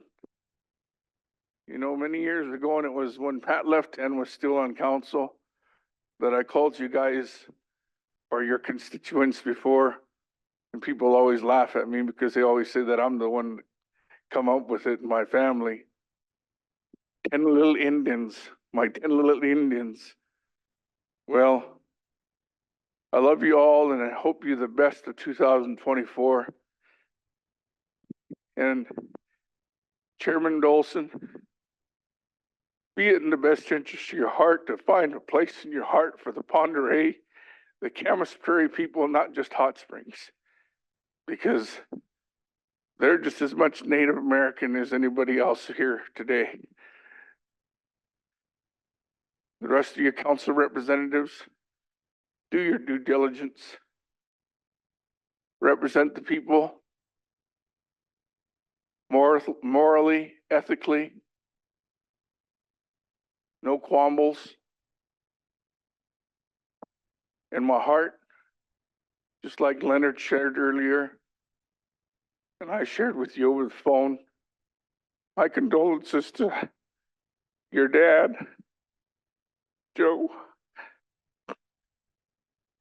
Lemlem Specia. Thank you, Sam.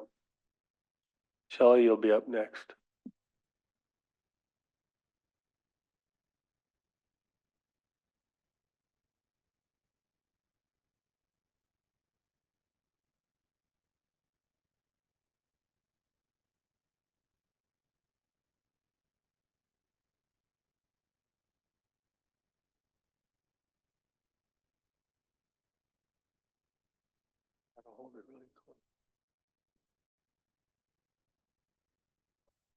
Shelley, I think we'll take 5 for a bathroom break for folks, and then, yeah.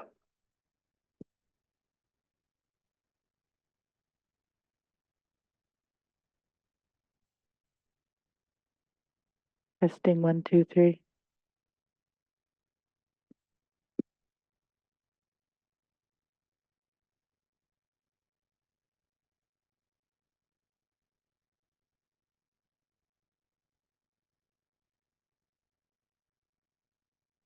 Testing 1.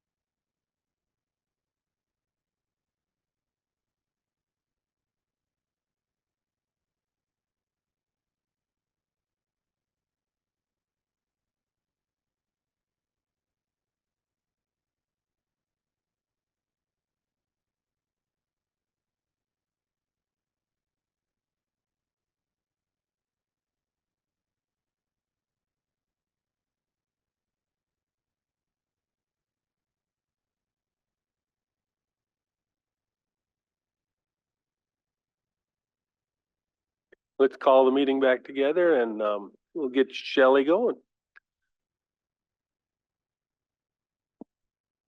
Try this mic first. Can you guys hear me? Okay. All right. Well, thank you for this time. My name is Shelley Fiant. My parents are Everett and Denise Fiant. I grew up in Arlee, moved to Ronan for high school, lived there most of my adult life, and then I've moved back to Arlee in the last 12, 13 years. And I'm back on our family property in Arlee. I live right next to my mom. So I feel like I've come full circle in a lot of ways. I just wanted to congratulate and wish all the incoming council good luck. I know it's a difficult job. And I know you have a lot of issues on the table. Public Law 280, just taking care of our environment and all the life sources, the water, the fish, the animals, the plants, and the people. So it's a huge responsibility, and I wish you good luck. One thing I was told when I served on council was, today you get sworn in, and tomorrow you get sworn at. So you got to develop that thick skin if you haven't already.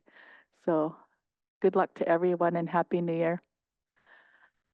Today I'm here to announce my candidacy for House District 91 as a Democrat. With redistricting, this is the new map. It starts in Ronan. For everyone here, it starts in Ronan. It's Round Butte Road. It goes down to Charlotte, Mission, Arlee, into Missoula County, and it goes into the upper Rattlesnake. It's also a slice of Sanders County. It covers Dixon and Camas Prairie. So if you look at that map, you can see if your street is on there. You should have gotten a voter registration card if you're in Lake County or Sanders County within the last 2 weeks. I'm not sure if Missoula County has theirs updated yet, but you'll get a little voter registration card and it will say House District whatever. So it should be 91 if you're in my district. This is the position that was formerly held by Joe Reed, our friend in Ronan. John Harrison had spoke earlier about Initiative 193. And if you don't know, Mr. Reed, in his past legislative career, he introduced a couple pieces of legislation that were very detrimental to not just CSKT, but Indian country in general. One last session was to abolish all reservations. The second one was to allow non-member hunting on fee land within the reservation. And when that didn't pass, Rick Schoenig took it over, and now it's a ballot initiative. So like John mentioned, that could get on the ballot if he was able to garner 30,000 signatures from 34 different counties. So it's a very distinct possibility. So I guess in regards to that, Mr. Reed had demonstrated, and other legislators have demonstrated little to no knowledge about federal and treaty law. And I believe, that was one of the reasons that I decided to run, because I think we deserve a fair and equitable representation at that table. And it's been a while since we've had that. Already mentioned the voter registration cards. If you're not registered to vote, I have voter registration cards out on the table out there. If you're not sure if you're registered, you can go to sosmt.gov to check your status. If you missed voting in the last election, then you will have to re-register. Get out the vote is a whole nother layer of work, I feel, in this election. This new district is 55% Democrat, 25% of those is our Native population. And when I look at our last tribal election and that voter turnout percentage, I think we have a lot of work to do. In November of 2024, we are voting for a president. We're voting for tester. We're voting for a new federal congressional position. And then down on the ballot will be the House districts. So you don't have to be directly located in my district to support me. There's other ways to support, and I have cards out on my table. And if you do a financial donation, it's law that you have to put where you work and who your employer is, or if you're retired, you have to include that as well. They just raised the individual limit to $450 for each election. So if I have a primary, which means another Democrat running against me, then that financial contribution could start over in the general. So far, I don't have a Democratic opponent and I don't have a Republican opponent yet. However, filing opens January 11th and it closes in March.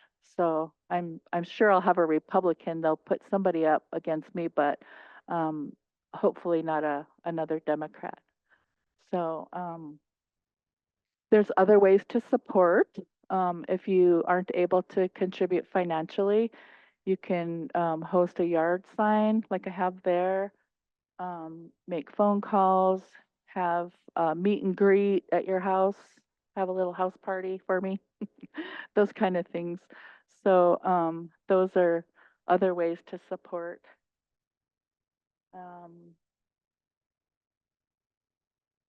I guess one thing that I wanted to mention is this year, 2024, marks 100 years since we as Native people have had the right to vote. That's 54 years later than other represented or other American citizens.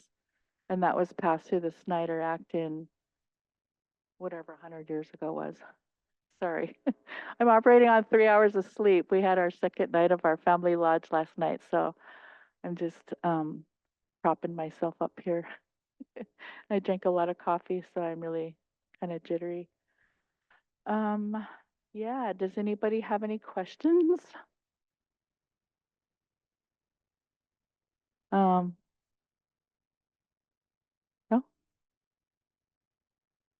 Thank you.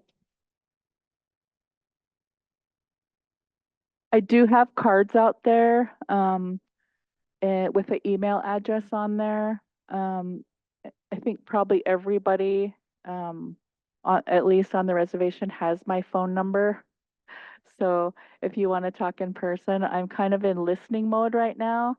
I want to hear what the issues are from all the people within the district and just go from there. But I am in listening mode right now. I've made appointments with a lot of different people. I've been meeting with some of the county commissioners. Remember, I have 3 counties to cover: Lake, Sanders, and Missoula County. So it's going to be a really interesting time. I have to knock a lot of doors starting in a few months. So I appreciate the time here. Thank you, Shelley, and good luck. And looking forward to it. Up next, we have Gwen Nicholson.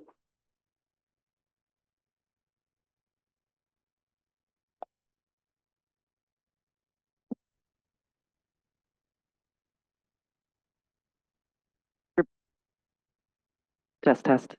There we go. Hello, everybody. My name is Gwen Nicholson. I'm also a candidate. I'm a candidate for Senate District 46. I don't have the handy dandy map, but basically it covers a lot of the same ground as Shelley's district, kind of starting in North Missoula, going out towards Bonner and Clinton, and then coming up onto the reservation, covering parts of reservation communities like Arlee, Charlo, St. Ignatius, and Dixon. A little bit about me. My parents are Chad Nicholson and Barbara Nicholson. My grandmother is Floss Felsman, if anybody knows Floss Felsman. She lives just down the road in Ronan. I have a lot of deep connections to this place. I grew up on the reservation in Missoula.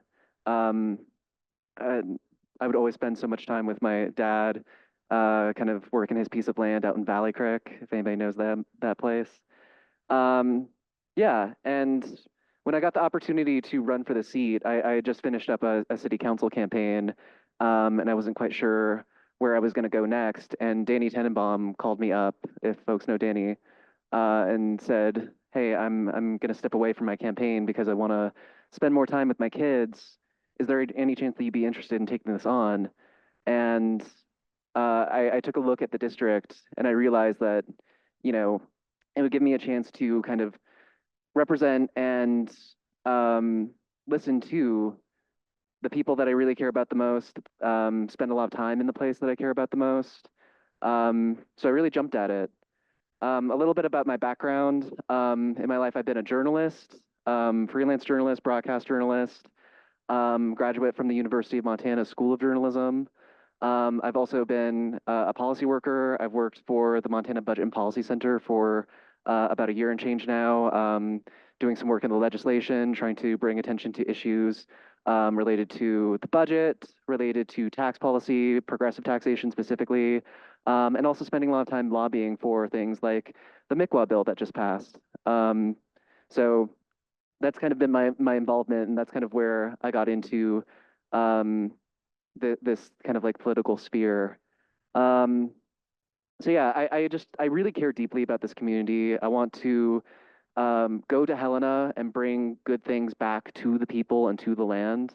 I want to, as was mentioned before, defend the Medicaid expansion and make sure that we're not taking away people's access to healthcare and in fact expanding and building upon the amount of access that people have to healthcare, expanding and building upon the access that people have to housing, expanding access to childcare, and importantly, you know, supporting programs that support tribal communities and expanding those programs that support tribal communities, and making sure that we're defending and building up tribal sovereignty. Because that was one of the most difficult things, among other things, over this last session, were just all the attacks on tribal nations, and the ability of tribal nations to have that self-determination that's guaranteed to us under the Constitution, both the state and federal Constitution.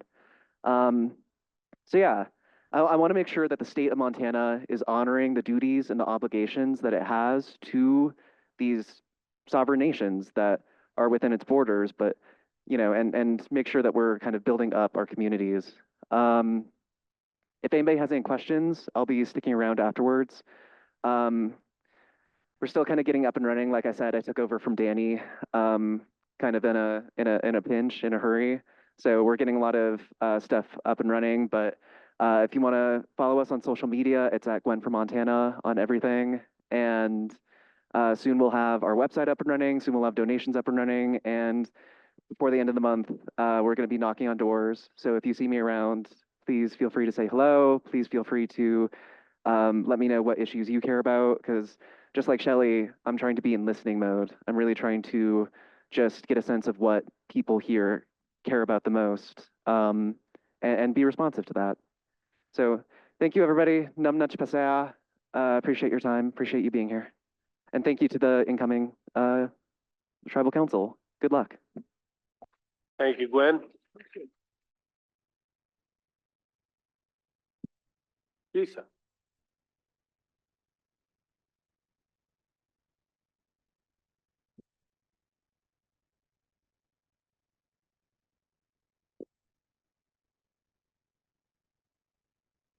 Dan said, make sure that I remind everybody that I'm Tom's wife. No. I, like others who have spoke here today, am speaking out of concern, and I'm speaking out of love for the organization and the people we serve. And I'm here to express a concern that comes from my heart, but also that I've heard other people express as well. And I'm glad Shelley's here. And Charmel was here earlier. And in 2018, they were on tribal council, and they helped to craft and enact 7 or 8 resolutions to focus the organization in common goals. And in retrospect, those resolutions were awesome because the purpose of those resolutions was to focus the organization in support of health and wellness that would go directly to the organization. And when you think about those resolutions, several of you mentioned them today. Martin talked about addiction and mental health. Mike, you said you were concerned about jobs. Those are part of those resolutions. In those resolutions that were adopted by the tribal council and never amended or rescinded, there's reference to your executive team reporting on the progress of those resolutions on a routine, systemic basis. They should be reporting to you and to the membership on the status of those initiatives. Now, if you think about 2018, you would have taken a snapshot and you would know in 2018 that 200 people participated in addiction treatment. That would be your baseline. So if 200 participated in addiction treatment in 2018, what was 19? What was 20? What was 21? What was 22? You don't know if you're making progress if you haven't established a baseline. So it's been 4 years since those resolutions were adopted, but your implementation appears weak, puny, non-transparent. And I think that we can do better than that. When you think about transparency, so it's like things being done in an open way with no secrets. So when is the last time you had a report on those 7 or 8 resolutions? Does anybody know how many people get to participate in addictions treatment? Either inpatient or outpatient. Do you know what that figure is?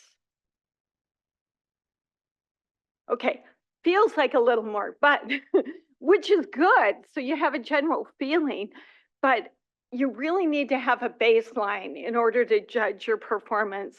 In the past, in working with James Steele, and I'm looking at him because he called me Tom's wife. No, I'm joking. That woman.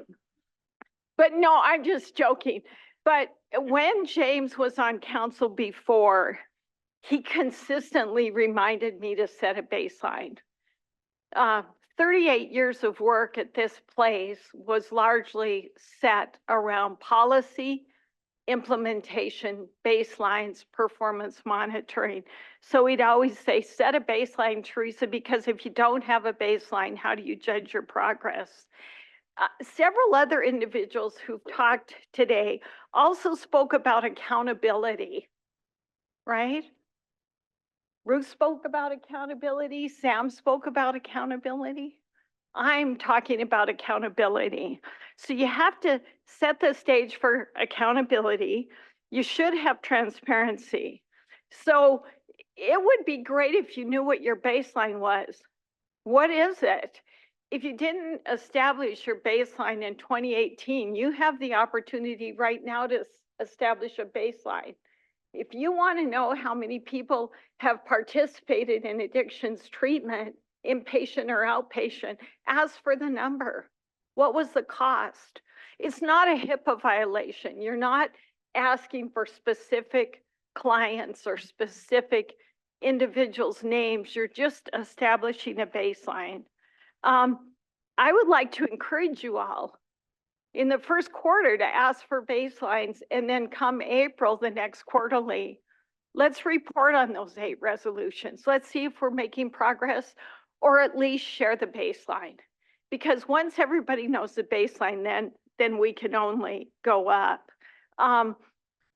You have a tremendous investment in your executive team. Everybody knows it. You know, I saw one executive team member here today. In the old days, your executive team would be here to help, to hear tribal member concerns. So we wouldn't be waiting till Monday. Somebody would go back and they would be helped immediately. So not only, it seems like your investment is there, but also what are the outcomes of that investment? You have very well-paid, competent, talented people. So the point is, then they probably should start reporting, setting performance standards, setting baselines. In 2011, which is really dating myself, I'm looking at Carol Lee back there. I'm looking at Carol Lee because in 2011, we knew we accomplished 58 parcels for FIDA Trust in 1 year. In 2011, we put 30,000 acres into trust. And there's a picture in the hallway down there of everybody who worked on that. And that's because we had a baseline and we knew what the goal was. And she, Roberta Decker, Darcy Weeder, performed because they knew the goal and the baseline. So I want to encourage you, new members, old members, to think about how you set the tone as leaders for how accomplishments are achieved here. So in April, I'm going to ask Mike Dolson specifically, I'll stand right here and I'm going to say, if your priority is jobs, what's your baseline? How are you judging it? Right? So I encourage you all to think about how you manage your resources.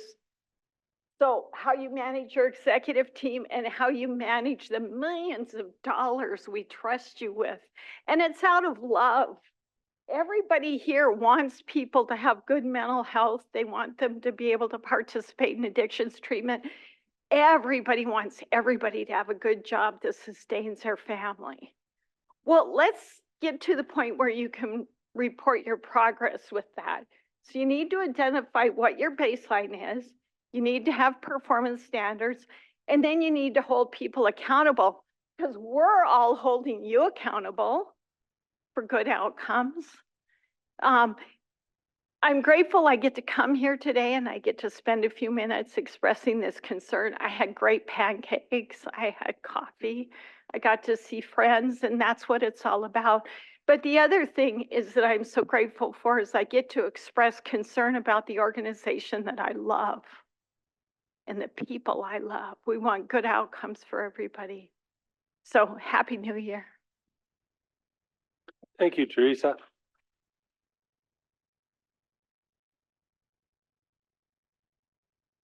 With that, we're to the end of our agenda where we'll have our closing comments, and I'll go to Carol first. Any closing comments? Happy New Year. Danielle? Today's been a learning experience, and thank you all for the opportunity to be here. Happy New Year to you all. Martin? I think it's all been said, so Lemlem Pesia, see you the next quarterly, or if not sooner. Len? Thank you, Mr. Chairman and members of the council. I just want to thank you all for taking the time to come be with us here today. And I also want to say, I challenge you all, keep us accountable. Keep us accountable. Because we work for you, and I continuously say that, and I will continuously say it in the future, but keep us accountable. Thank you. Bing? Thank you, Mr. Chair. You know, it said here today by your members, you know, it's a lot of good words were said. And to listen to what you had to say was, it hit home real good for me to hear what you had to say and what you want us to do. You know, and it's glad to have that input from you. So we have a goal to look at and to fulfill, hopefully to fulfill for you. And I want to thank you. Jennifer? I just want to say thank you to all of you who showed up and show an interest in tribal politics. And thank you for the people who spoke today, because it takes courage to put yourself out there. And thank you for all the people who ran for tribal council, because it takes courage to put yourself out there. And I also want to say thank you to Terry Pitts and Ellie Bundy for their service. You know, Terry has a bachelor's degree. He served the community for a long time as a teacher. Ellie did really amazing work on behalf of missing and murdered Indigenous people. And I was really grateful to be their colleague. And, you know, Ruthie Swaney is one of the smartest people I know. And she had some really wise and tough words for us. And, you know, and I know that the topic of enrollment is going to reappear. And like Ruthie, I was born a tribal member. I will also die a tribal member. And my kids are tribal members. And I'm not just a tribal member, I'm an Indian. And I think being an Indian matters. And it affects everything that I am, being an Indian, and both of my parents are Indians. It affects how I do my work, and it's why I do my work. So I hear all of that, and you know, Teresa is also one of the smartest people I know. And her thoughts about accountability are really important. And it comes from the top down. If we are not holding people accountable, that means the people below us are not holding their people accountable, and so on. And hard conversations need to be had, because the only reason I'm here is to serve the people. That's all I care about. I'm not here to serve myself or I'm here to make a difference, to make things better. And so one question I always ask myself, and I've asked the council since I've gotten here, is, are things better? If a change happens, does it make things better? Are services better? And if they're not, then we need to do something else. Then it's not working. And, you know, so for the future, I sincerely hope that more people become engaged in tribal politics, because we won't continue to exist without it. Without bigger engagement, we had a really low voter turnout. So I hope in the future that more people vote and more people become engaged in the process of in educating themselves about who the candidates are. Lemlemsh. James? Well, Stephen called me the old guy, but I didn't think I was the oldest guy here, but Lemlem's Ruth and Teresa, Tom's wife. You know, 20 years ago when I got on council, I spent 9 months on the council, and we hadn't had one budget report, one budget meeting. The departments didn't know what their budgets were for a whole year. Council didn't know what the budgets were for a whole year practically. And at the end of that fiscal year, the last day of the fiscal year, a whole bunch of resolutions came in, excuse me for my voice, to adjust the budget. And I said, Mr. Chairman, I'm very uncomfortable with this. We haven't had one budget meeting. We haven't had any budget reports from January to September of 2004. And we proved all those. So when I got to be chairman back then, that was one of my goals. And with the help of Teresa and Ruth Swaney, we were able to, and the council, Carol, and different council members that were there at the time, we instituted a budget ordinance that if somebody passed on, executive, whomever, that somebody could pick up the process of how the tribes does their budgeting. And then we've instituted reports every month. And I think hopefully that's still what's going on. But that was one little thing that I was able to help be a part of to make sure was changed. That wasn't acceptable when I got there. And I appreciate Ruth's comments on the Constitution. We all need to read it. We all need to be familiar with it, but realize it's not a document we created.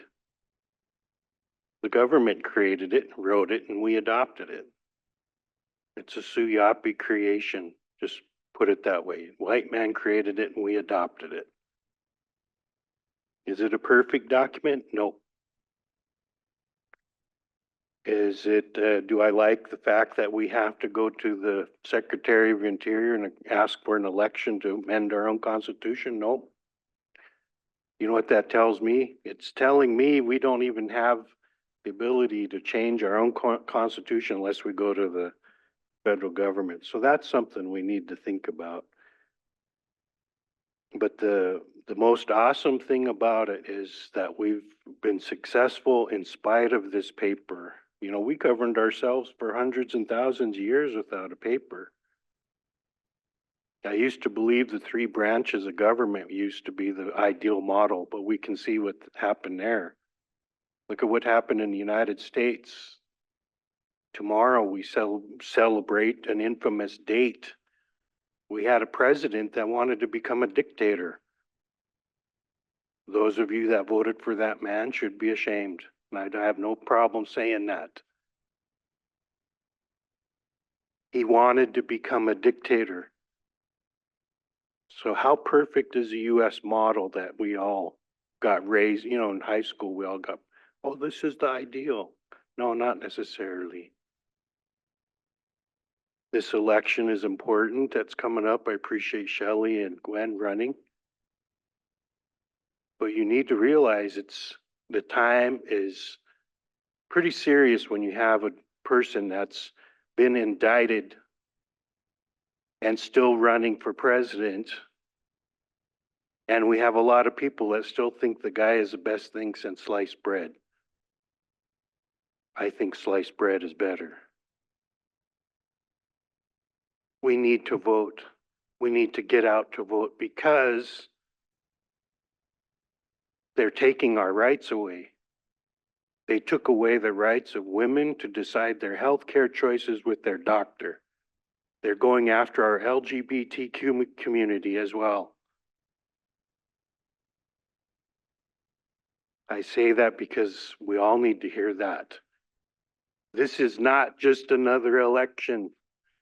They're taking our rights away, and it would just be so easy to terminate our reservation if we don't stand up. They tried it in the 50s. If this man gets elected, you can forget the reservation. It's that serious. I am concerned because I can see it. We had a report on our hunting rights on our reservation. We do not want that to happen, but they're trying to do it. That justices of the peace is pushing that. It's up to us. Every one of us in here have to fight and vote. People died for you to have the right to vote. We all need to wake up. I'm tired of hearing about that person. But we need to speak at the ballot box, particularly this year, 2024. But lemlems everyone that came. Congratulations to our officers. And I'm excited to see what we can do this year. Lemlems. Jimmy? Yeah, I just want to tell everybody, thanks for coming. Thanks for being here. Thanks for the questions, you know, all the concerns. Appreciate it. Just want to say love lunch and Happy New Year. Tom? Thank you, Mr. Chair. I'd love to thank everybody that came today and those that spoke. All the presentations we had, the food was fantastic. Those that prepared it, I really appreciate that. I appreciate the council members and our elected officers within the council. In regards to a lot of the public comment, it's great when people step up and voice their concerns. And so there was a lot of great things that we heard. Many of those things we've been working on for a long time, as was mentioned also. The Constitution, I know a few of us were on the Constitution Review Committee many years ago. We were the ones that commissioned the DCI report for the dissolution rate that we'd be facing for enrollment. We proposed, I think, 14 amendments to that Constitution.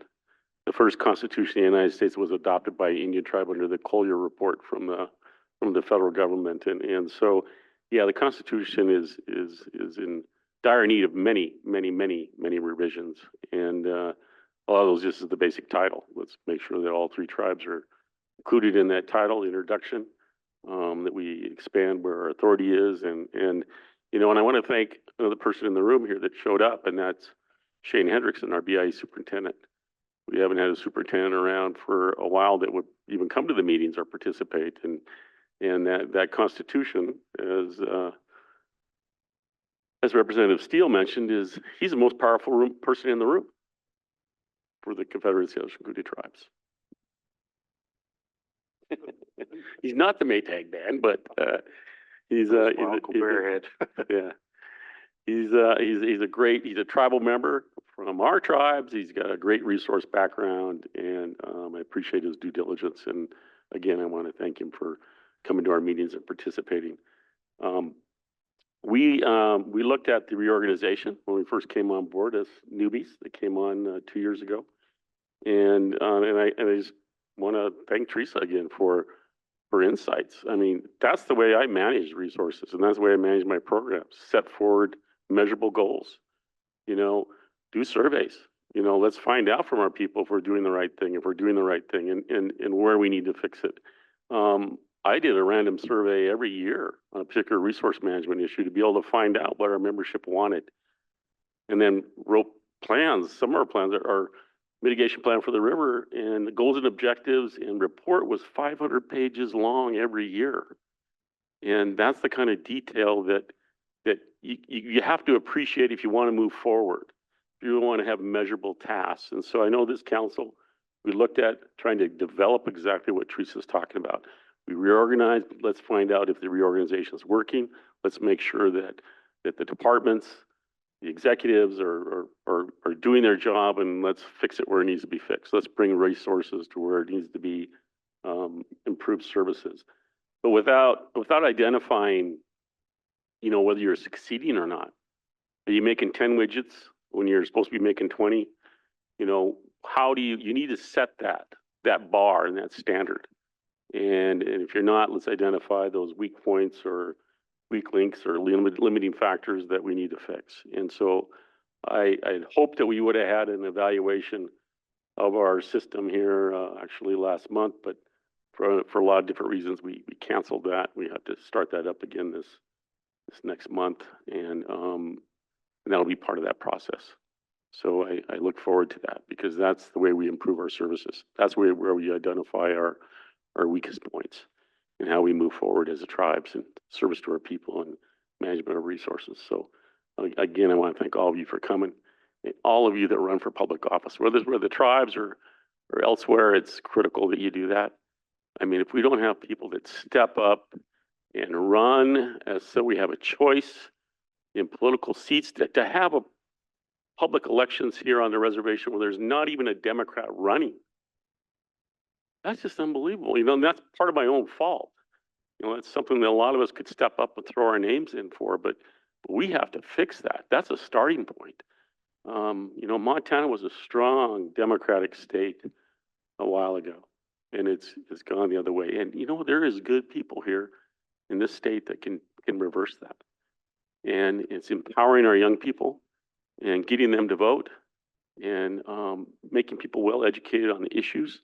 You know, edification of all issues and considerations are critically important. I can't agree more with Representative Steele on where our country's going and some deep concerns about it. But thank you all for coming, and thank you, Mr. Chair. Thank you, Tom. Len? Last comment. I just wanted to acknowledge one of the roughest, toughest hockey players in Western Montana. Not only that, he's our former councilman, Steve Lozar. Thanks for joining us today, Steve. He's also known as the Civ. That's the goaltender, right? Or no, that was someone else. Sorry. The Civ or the Shiv? And thank you. And I don't know that there's much to add. Happy New Year. Good to see you all. And I think we should take Stephen's advice and approach the days with a smile and find our happiness. Sam, you got something last to say?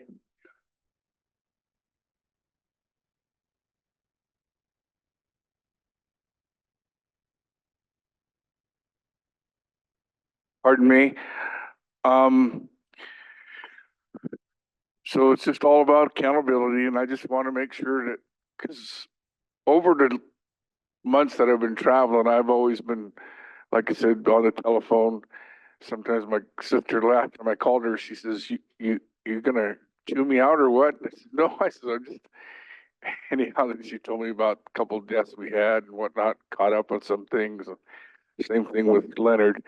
He's always wondering if I'm gonna chew his ear off. But they're always very, very diligent in doing their due diligence and following up with me on things.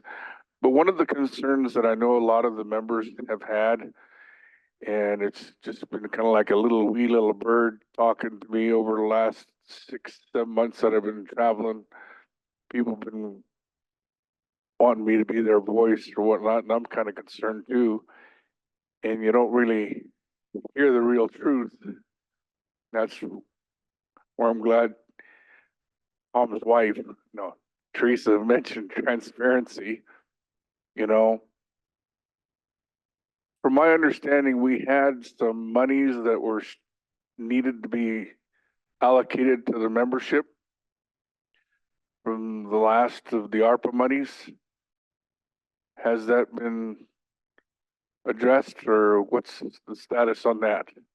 Because I knew that there were some last monies that were supposed to be allocated from COVID. My understanding that the ARPA money's all in funds that is getting used and still has some things to be used on. But it has to be dedicated by the end of, this year, October 2024. October 2024.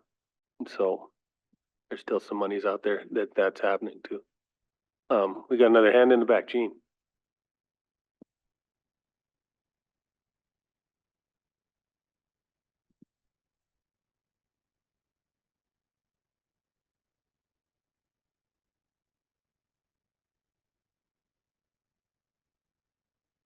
Yeah, my name is Gene Felsman, and I want to express my appreciation and gratitude for the tribal council, for our tribe, for Salish Kootenai College, and the opportunity that I've had since 1978. I came to the reservation in 1978 only knowing 10 to 15 relatives because my parents divorced when I was age 7. As a result, my brothers and sisters were split and placed in 2 different foster homes. And I left the reservation after my 4th grade and didn't come back till 1978. So I didn't know who I was. I always knew myself as being Flathead, but I never knew myself being Salish. And so the opportunity came to Jerry Slater and his secretary. They wanted to have a tribal member to be a librarian at the college. So I got a grant of $10,000 and got my master's degree and worked for 20 years in the college library. I came to know the history of the tribal. And then there's a desire, a small seed was planted in my heart. I found out that they had the 1885 and the 1940 Indian census. And I made it a goal to index all those names. I indexed them clear up to 1940 and was able to come here to the tribal offices and find the records up to 1960. So I indexed the whole tribe of 9,000 families with their Indian name, English name, tribal ID, and their blood quantum. And one of the great satisfactions I've had over the years is being able to help those individuals who have fractions of Indian blood from their early ancestors. And finding that little bit more Indian blood allowed them to become tribal members again. That has made me happy. The other last thing I'd say that has made me happy, I come from 12 major tribes. If you go into the 6 and 7 generations, you might find out what tribe you come from otherwise. I was always glad that there were battles between us and the Blackfeet, battles with the Crow. We went and snuck into their villages to steal their daughters or steal their sons and bring them back. And that way, we didn't have to marry within each other's families. That's the tool that has become very valuable. And I want to thank the whole tribe. Give me that opportunity to serve you in this capacity of come to know who your ancestors, come to know who those ancestors, their photographs are behind them. And you will find many people on the internet, or we're finding out who they are. There are many individuals that are now feel within their heart, I am Native American. I'm an indigenous tribe. I belong to a special group of people. We are a sovereign nation. Let's go forward and walk in the moccasins of our ancestors. Give appreciation for who they are, what they became, and what we can become. And I just wanted to wish you Happy New Year and thank you very much. Thank you, Gene.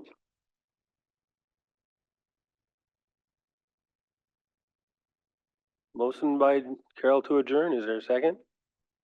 Everybody? Second. I can do a second. We're adjourned. Thank you all.